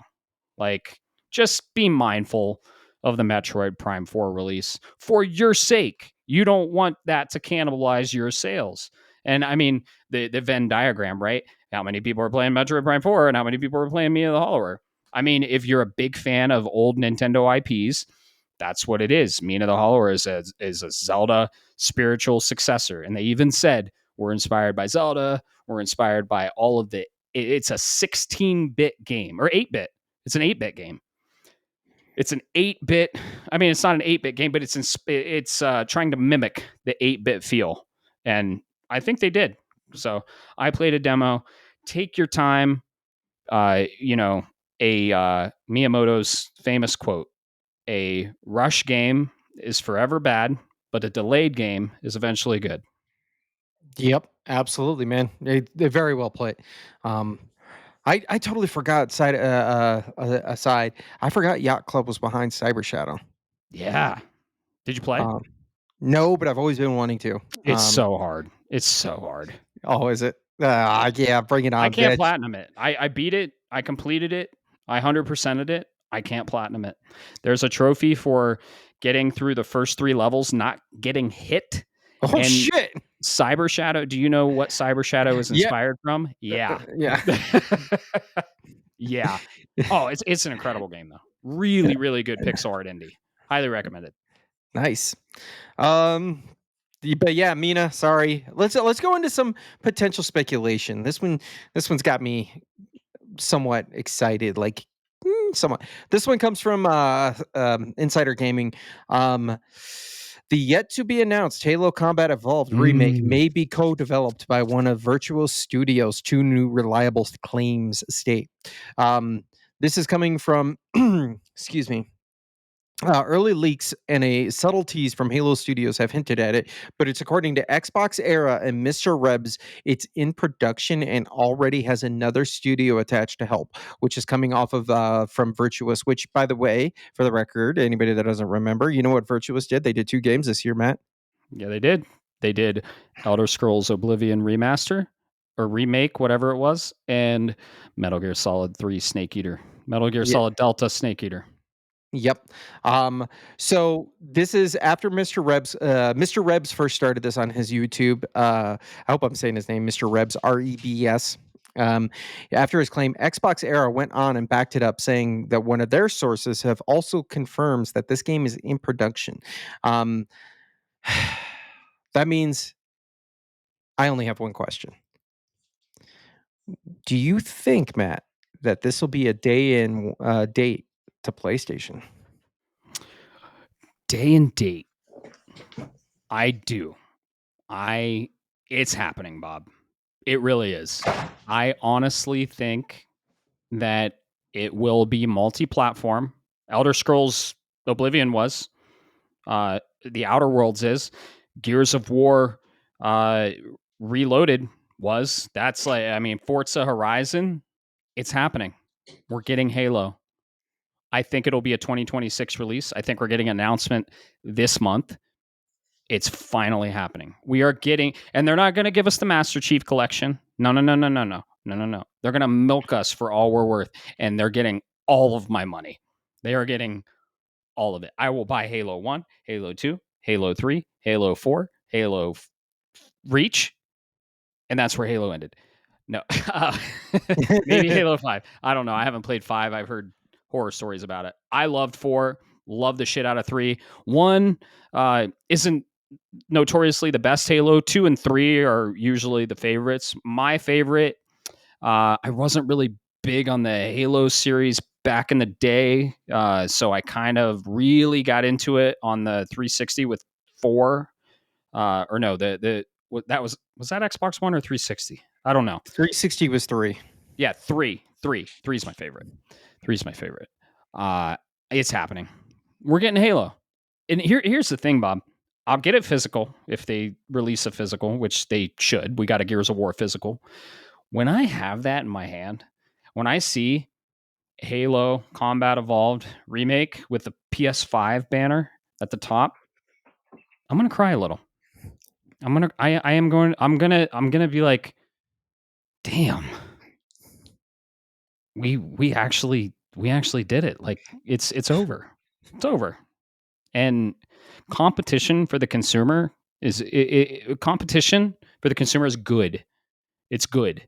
And I mean, dude, Xbox is gonna be dead as a first party console manufacturer, one of the big 3. I'd say next year. And they're gonna go the Sega route. And honestly, when I see that, like, dude, they're losing so many Game Pass subscribers. I feel like they rose the price because they're a sinking ship trying to salvage the sunk costs they already have. And they're making the ones that are like the diehard, the ones that are holding on to the planks of fucking wood, because the ship's already down at the bottom of the ocean, bro.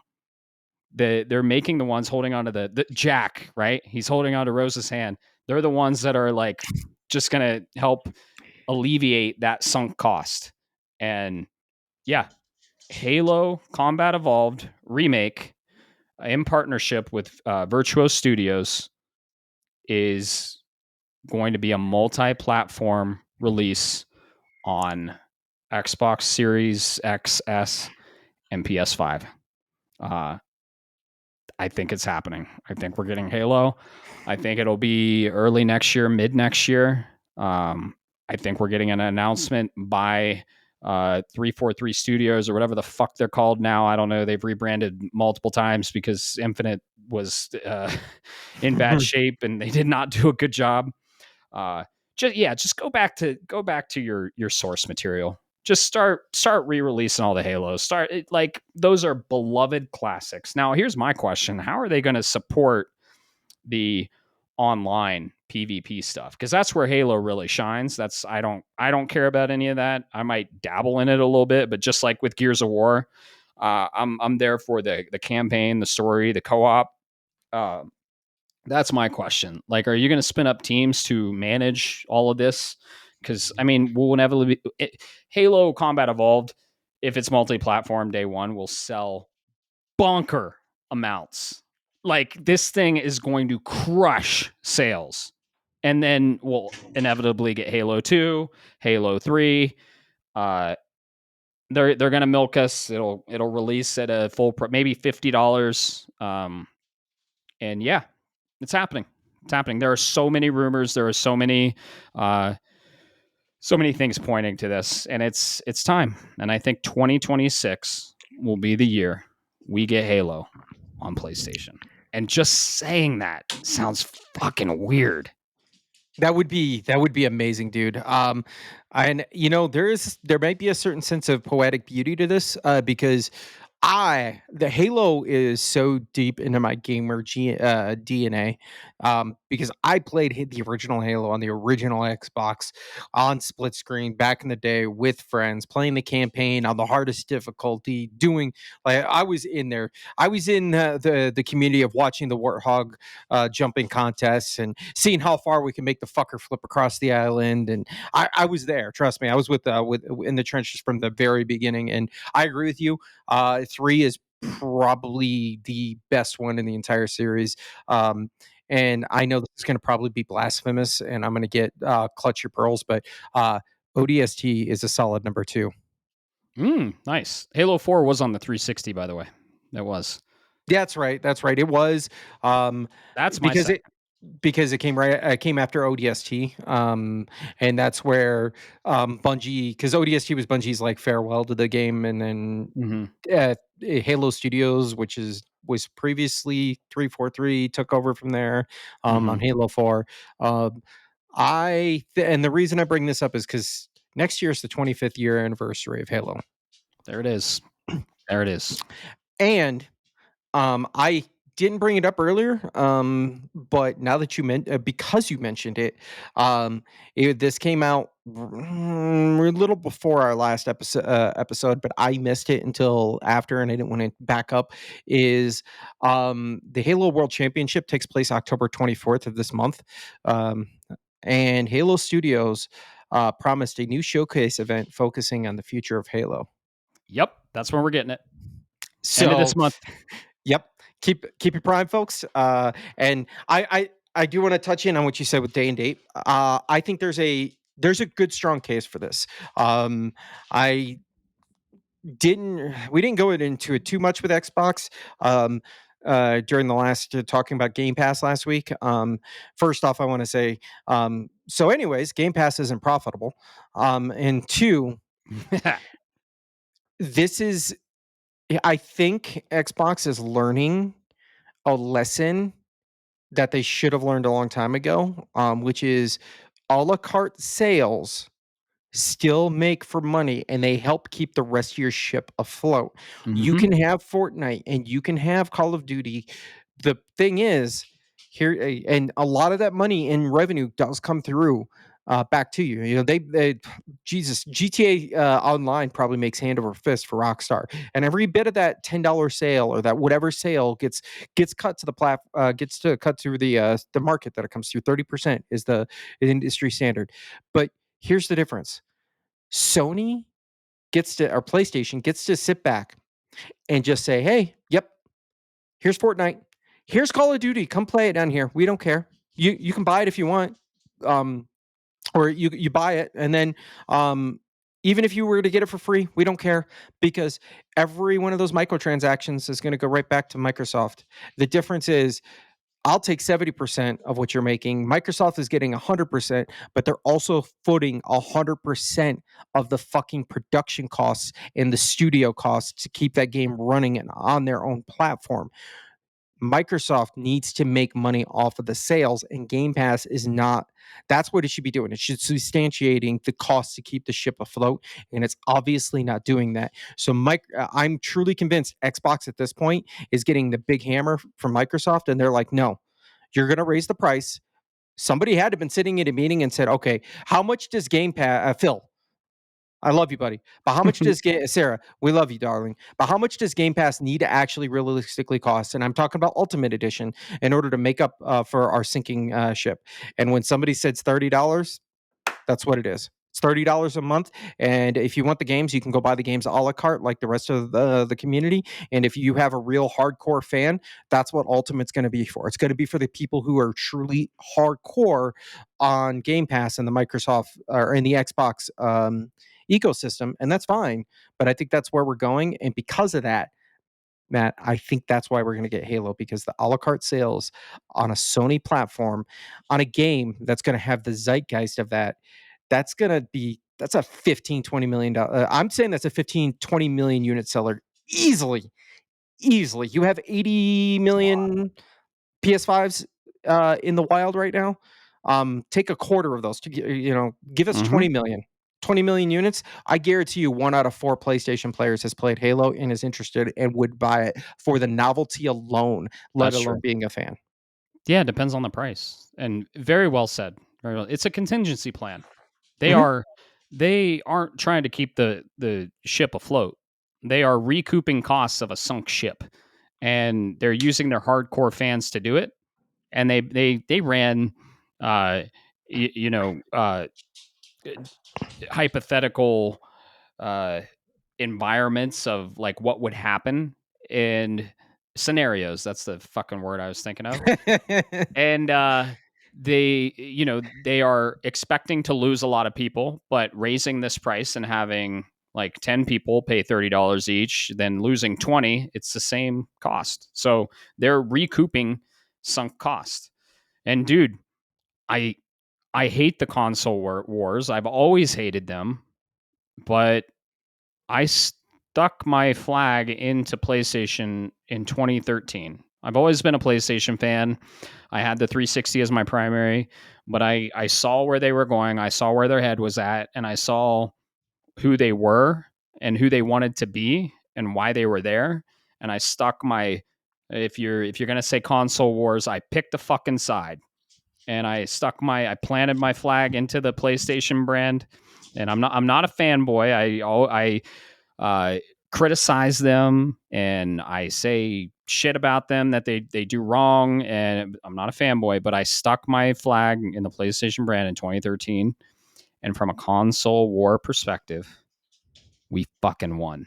Yeah.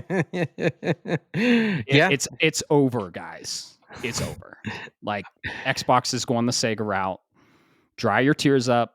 Go buy a PlayStation console and play the best games that have ever been released in the last fucking decade or two. There's a huge library of them. They're amazing, and we'll welcome you with open arms. So cry about it. I don't care. I hate the console wars, but I gotta say, if you still think there's competition, there's not. Plays Yeah. and Nintendo ducked out of the game with the Wii, and they're like, we're our own unique little thing. We're not even in competition with these guys. But they're still in competition for your time. Hell, Instagram's in competition for your time. Facebook's in competition for your time, right? But Nintendo isn't doing too hot either. PlayStation really isn't even doing too hot as well, but they're doing the best out of all three. And now this Game Pass increase, it's just going to force people either over to PC, which is okay, whatever, or onto PS5. We have a lot of PC players in our community, and a few of them are asking us about PS5 and looking to get a PS5 Pro. Just saying, we're seeing it because a lot of the PC ports, they're broken too. So if you consider Xbox a competition to Sony right now, it's not anymore. We won. Yeah. Console wars are over. They're done. We won. Go get a PlayStation. Bask in the glow of the best first party IP games we've ever seen. Yeah, very very well put. I I'm not a console war individual. I just placed I I buy what was for many decades. This is not years, literal decades. I bought every console, major console that was released, right? Um, and I purchased them, and then Xbox One came out, and despite the 2013 announcement in E3 press, I continue to read and watched Microsoft roll back their changes on the Connect and the DRM turn in, all of that. And I said, okay, I'm going to give you one last chance, Xbox. And every time I went to my local game store, I went to GameStop, I went to my local place, I went to Walmart, I went to Target, I went wherever, because surprise, folks, there used to be a thing called a store you could go and get games. There was nothing for Xbox. We had Rome. What was it? I think it was Rome or something like that. And then I saw PlayStation, and it just hit, and the Oh, PS4, Rise, Son of Rome. Rise, Yeah. Son of Rome, and then Titanfall. Titanfall. But Titanfall was good, Yeah. but and it was an amazing game. But then it just didn't get the love that I needed. And then I saw what PlayStation was putting out, banger after banger after banger on the PS4. Yep. And they and Microsoft lost to me. And I think what you put it best when you were talking about Nintendo and how they're not in competition. I think the writing on the wall is there. You and I are, I don't want to say it, man, but we're dying. We're a dying type of gamer. You said it earlier. Mm-hmm. My kids are upcoming gamers. They play Fortnite. They play Overwatch. They play. It, have you ever heard of a game called SCP? No, I haven't. Yeah, you've never even heard of it, but it's a community, like a project community of writing up. Like, there's this whole lore. There's a website and there's Discord servers and there's a game dedicated to it. My son has 4,000 fucking hours in this game. Damn, that's a lot. Yeah. So I'm just putting it out there. We are the unique ones. And Sony's done a really, PlayStation's done a really good job of just like kind of walking around and not doing much, but just sticking the course because Nintendo realized, and this is, and I thought about this recently, they've kind of said, well, instead of being just a game company, we need to be a brand. That's why we're opening up the theme parks. That's why we're releasing the movies. That's why we're giving you a Larmo. They're selling a brand. They have a market and they know it. Miyamoto, I'm sorry, it might have been Iwata, that famously said people graduate from Nintendo products, and it's true. They realize that strength and they lean into it. Sony or PlayStation realized that their strengths are their first party quality single player adventures, and that's what they leaned into. Microsoft or Xbox saw the success of XBLA because that was an amazing platform. That's where you got things like Castle Crashers, for example, um, or Super Meat Boy, which didn't technically start there, but it kind of really got it, or it kind of got its hit there. And they leaned into that and said, "How can we make this work? How can we make this work? Let's put everybody on a platform and give them a bunch of games." And now they're realizing if you saturate the market with too many games that are free, you have to support all of those studios, and the gamers aren't paying into your system as much. And it kind of fell for them. They had the right idea, their execution was just poor, kind of like PlayStation with their live service initiative. I was there, 2013, E3 2013. I was there. I watched the keynote, and I was big on the 360. I was a huge 360 fan, right? And they unveiled the Xbox One. They didn't talk about one fucking video game. They talked about sports, Call of Duty, and TV.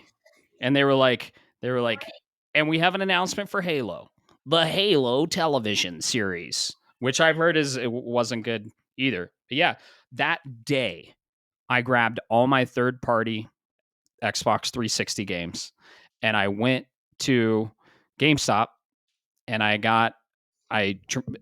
converted them all to PS3. I have a long ass fucking receipt that has all those games, and I switched my primary that day, planting my flag. So yeah, it's definitely not something to celebrate. I hate console wars. They're all plastic boxes. The games are the things that matter. That's what PlayStation started focusing on, was the games, and it is bad for the industry if when Xbox falls. It's bad for the industry and it's bad for the consumer because now PlayStation is on top, just like they were on the PS3, and they don't have a lot of competition. And competition is not good for the consumer. Now PlayStation can kind of become complacent if they want. And I really hope they don't. I hope they learn their lesson. And I mean, we are getting incredible first party games. I mean, we just got Ghost of Yote, which is a banger, fucking 88, 89 on Metacritic or OpenCritic. We're getting Saros, dude, Intergalactic, the Heretic Prophet. We just got an incredible second party game, Death Stranding 2. And we're getting Wolverine. We're getting Spider-Man 3 eventually. There's probably an Uncharted game in the works. They're still focusing on their core strength, and that is premium single player or co-op narrative driven titles. And I'm all for it. Quality over quantity. I love the model they're going. They try to dip their toes in the gas market, the games as a service market, and that that hit them right back in the face. They canceled a fucking game after they released it, which is unheard of. They've canceled so many games, and now they just need to focus on what makes them good. Maybe still dip their toes into the games as a service free to play market, because you do have to have one of those out there. Dude, they have an IP that they're sitting on that would make an incredible games as a service battle royale game. Do you know what IP I'm talking about? Can you take a guess? And they literally have synergy with the TV show, Twisted Metal. Oh yeah. Oh, dude, that would be amazing. Dude, they made Destruction All Stars as a PS5 launch title, when they could have been focused on Twisted Metal. They have the synergy with the TV show. That would be an awesome battle royale, games as a service, free to play. You don't even have to make it free to play. Make it like a $30 game. Look at Helldivers. That was a $40 game. And it was a banger for them. Second party. Arrowhead is the developer. And now it's on all platforms. And Sony kind of fucked that up. PlayStation fucked that up a little bit. And dude, yeah, Twisted Metal, Siphon Filter, okay? Like they have, or not Siphon Filter, what is the SOCOM? SOCOM. SOCOM. Yep. SOCOM. You could even make a Siphon Filter games as a service game. They're talking about a Horizon game. They were working on a fucking God of War multiplayer games as a service game and put Blue Point on it. Guys, come on. No, you have Twisted Metal. You have SOCOM. Remember MAG? They could dip back into there. Layer. You could have dragons all over the place. Just put me in the fucking chair room board of PlayStation and I'll turn them around. Like they're sitting on so many IPs. And Infamous would be a good sandbox multiplayer games as a service. I'm not gonna lie, I'm kind of excited for the Horizon one if they ever announce that, because I love the Horizon gameplay, and hunting machines together would be really fun. I'm actually pretty pumped for that, and I hope it goes somewhere. They canceled Last of Us Factions, yeah. But even with all this, even Sony like bumped down a peg. They are destroying Xbox. And think of if they were peak PS4, new IP, 2015, 2016 Sony. Think if they were like peak PlayStation, how it'd just be no contest. But they've made some missteps, but Xbox has made more. So yeah, I hate to see it. Yeah, they really have, and you're absolutely right. I hate to see it. Yeah, what makes it so interesting is like you said, they had it and then they lost it with Helldivers in Arrowhead. If that game was literally just shit out by Sony, they gave you a hey, Helldivers 2 is coming, and that was it. Nobody expected it to blow up the way it did, and So I fun. think maybe they are finally getting around to doing this, but they need to get back to their core premise of what made them really good, or successful, which is you find a project, you find a studio. God damn it, bring Shuhei back. Go out there. Hey, this project has promise. Okay, we're going to help back it a little bit. We're going to give you a little bit of funding to bring it over the finish line. We're going to get a cut of it. Cool. And if it's a live service game and it catches, you've already got them on the hook to go. Cool. Hey, would you like to join the PlayStation family? And let them prove themselves as to why they need to be a member of your brand and member of your team. Versus, because anytime you've seen in history, and I'm going to go down the history path, anytime you see this, more often than not, where a major console manufacturer or whatever you want to say, the big three develop Sega, PlayStation, Xbox, Nintendo. Anytime it happens and they go, oh, we're going to gobble up a bunch of competition on sight unseen, and we're going to do all of this, and we have these big plans for these, it blows up in their face. Look at the Dream Team from the 90s. Remember that, folks? Yeah, Miyamoto's big Dream Team. It included some names on there, but it blew up really fast, or it blew up in their face pretty hard. And I'm not saying we didn't get some good stuff out of there, because Rare was on that list. So was DMA Design. DMA Design went on to be Rockstar North. Yeah. So it was there, but it never came to fruition. Find the small teams, develop them. There are plenty of indie studios out there. There are plenty of indie studios. I know there's got to be people out there who are chomping at the bit to be like, "Oh, dude, we're getting a backing from Sony. We're getting a backing from Nintendo." Ember Lab. Yeah, we would love to do this. All you got to do is find one that's working on a live service that has the potential and go for it. But yeah, and two things. So, one, to give PlayStation credit, their experimental game last year won Game of the Year. Like Astrobot. They're like, this isn't in our core formula. It's a 3D action platformer, and it's on the heels of a basically a packed in free game that was for the PS5. And it was experimental. And they're like, hey, Team Asobi, you have creative reign. Make us a full game. And dude, we got a game of the year.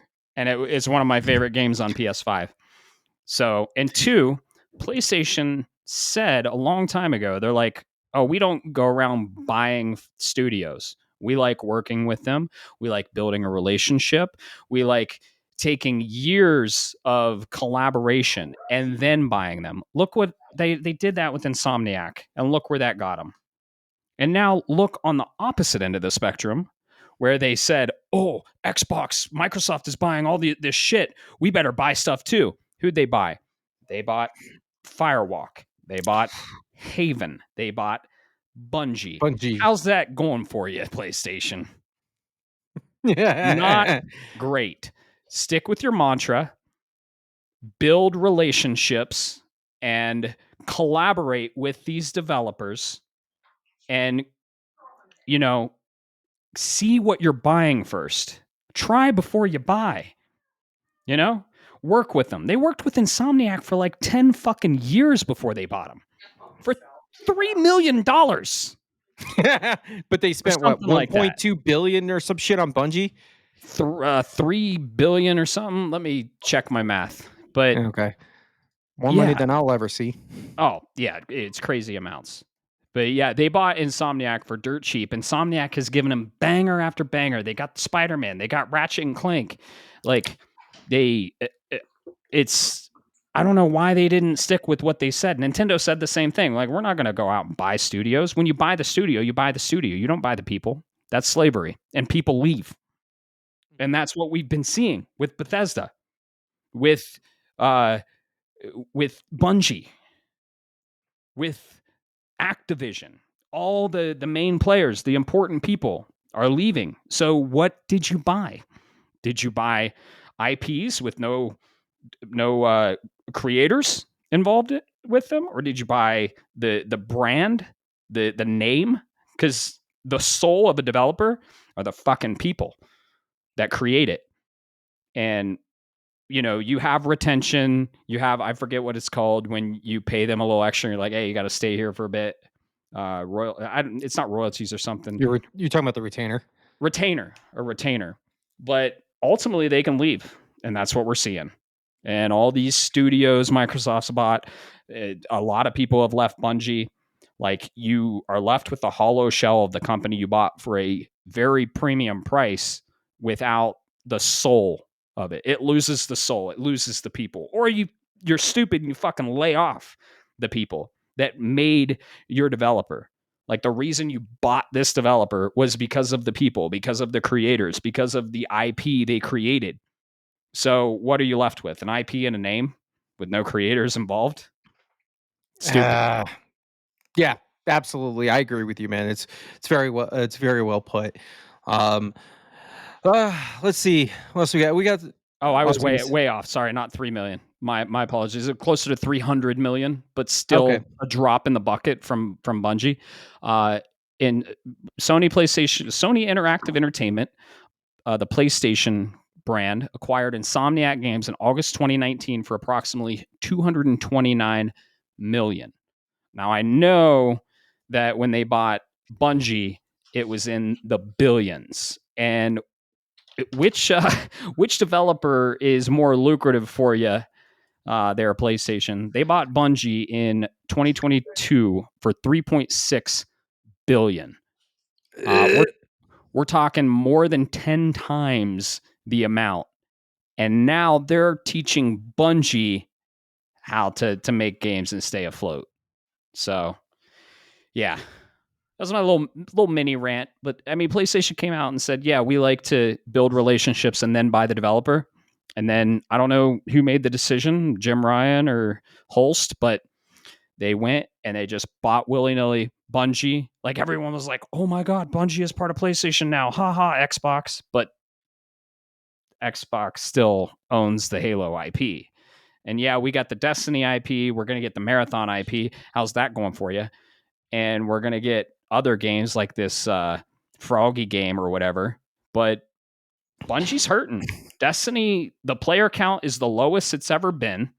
And they released another game too, like Destiny mobile game that's not even on PlayStation. It's like, I don't know what's going on. So yeah. Oh, Yep. excuse me. Yeah, no, you're right, man. Um, it Rant sucks. over. Rant over. There's a couple other news items on here. Nothing big. Maybe I'll toss them in the Discord for everybody. But I'm thinking, man, that's a nice long rant. And let's say we get the hell out of here and go play some games. What are you thinking, man? Yep. I'm gonna dive into Silk Song and hate my life for a little bit. Oh, I hit a boss that I can't beat. But these Metroidvania games, you know, you hit a boss and you're like, oh, it's impossible. But then you just keep going and you go on. You Mhm. learn the patterns, you learn the dance, and then you beat them eventually. So, yeah, I'm gonna play Hollow Knight. You got any fun plans this weekend? I'm well. If everything goes according to plan, I'm going to be on the road. Uh, like I said, working the next stage of my life. With my oldest moving out here, so got to drive a U-Haul trailer and get the hell across the country and go to another location and come back, and then we're going right into another event. You and I next week. So Yeah, definitely going to be a shorter week in the what is Bob playing game field, but outside of that, man, yeah, just yeah, continuing to play games, drinking beer. heck yeah. We're going to a Witcher concert. I'm excited for that, and that will be the night before we record. So we'll tell you all about it. So and Bob hooked us up once again. So thank you for that. Thank you. But yeah, Oh. I'm seeing Tron 3 times. So and hopefully it's a movie that I watch and I'm like, "Oh, that was awesome. I can't wait to watch it again and like gain more," you know? Or it's going to be a movie like, "What the fuck just did I just watch? I need to watch it more." Cuz the first time I watched The Matrix, I was like, "I don't know what the fuck I just watched." Second time I was like, "Okay, it makes a little more sense, but I'm still lost." Third time I was like, "I get it." And now it's my favorite movie of all time. So, Oh, that's I good. really, yeah, I hope it's a head scratcher. And I hope it's a movie you have to watch multiple times to understand. Legacy was a little bit like that. Or maybe I'm just stupid. I don't know. I don't know. But anyway, yeah, this was fun. Um, it's been a blast talking games with you, drinking some beer, ranting about video game companies. Always fun. And thank you, everyone, for listening out there. We really appreciate it. Just keep the conversation going. Keep ranting to your friends, and we'll see you on Discord. Have a great rest of your day. Peace.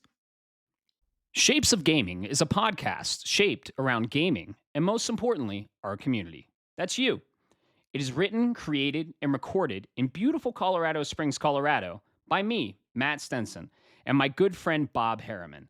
If you would like to be part of this amazing community, be sure to like, subscribe, or follow us on all the social media platforms or the podcast app of your choice. Thanks so much for listening, and always remember, keep the conversation going, and most importantly, keep gaming.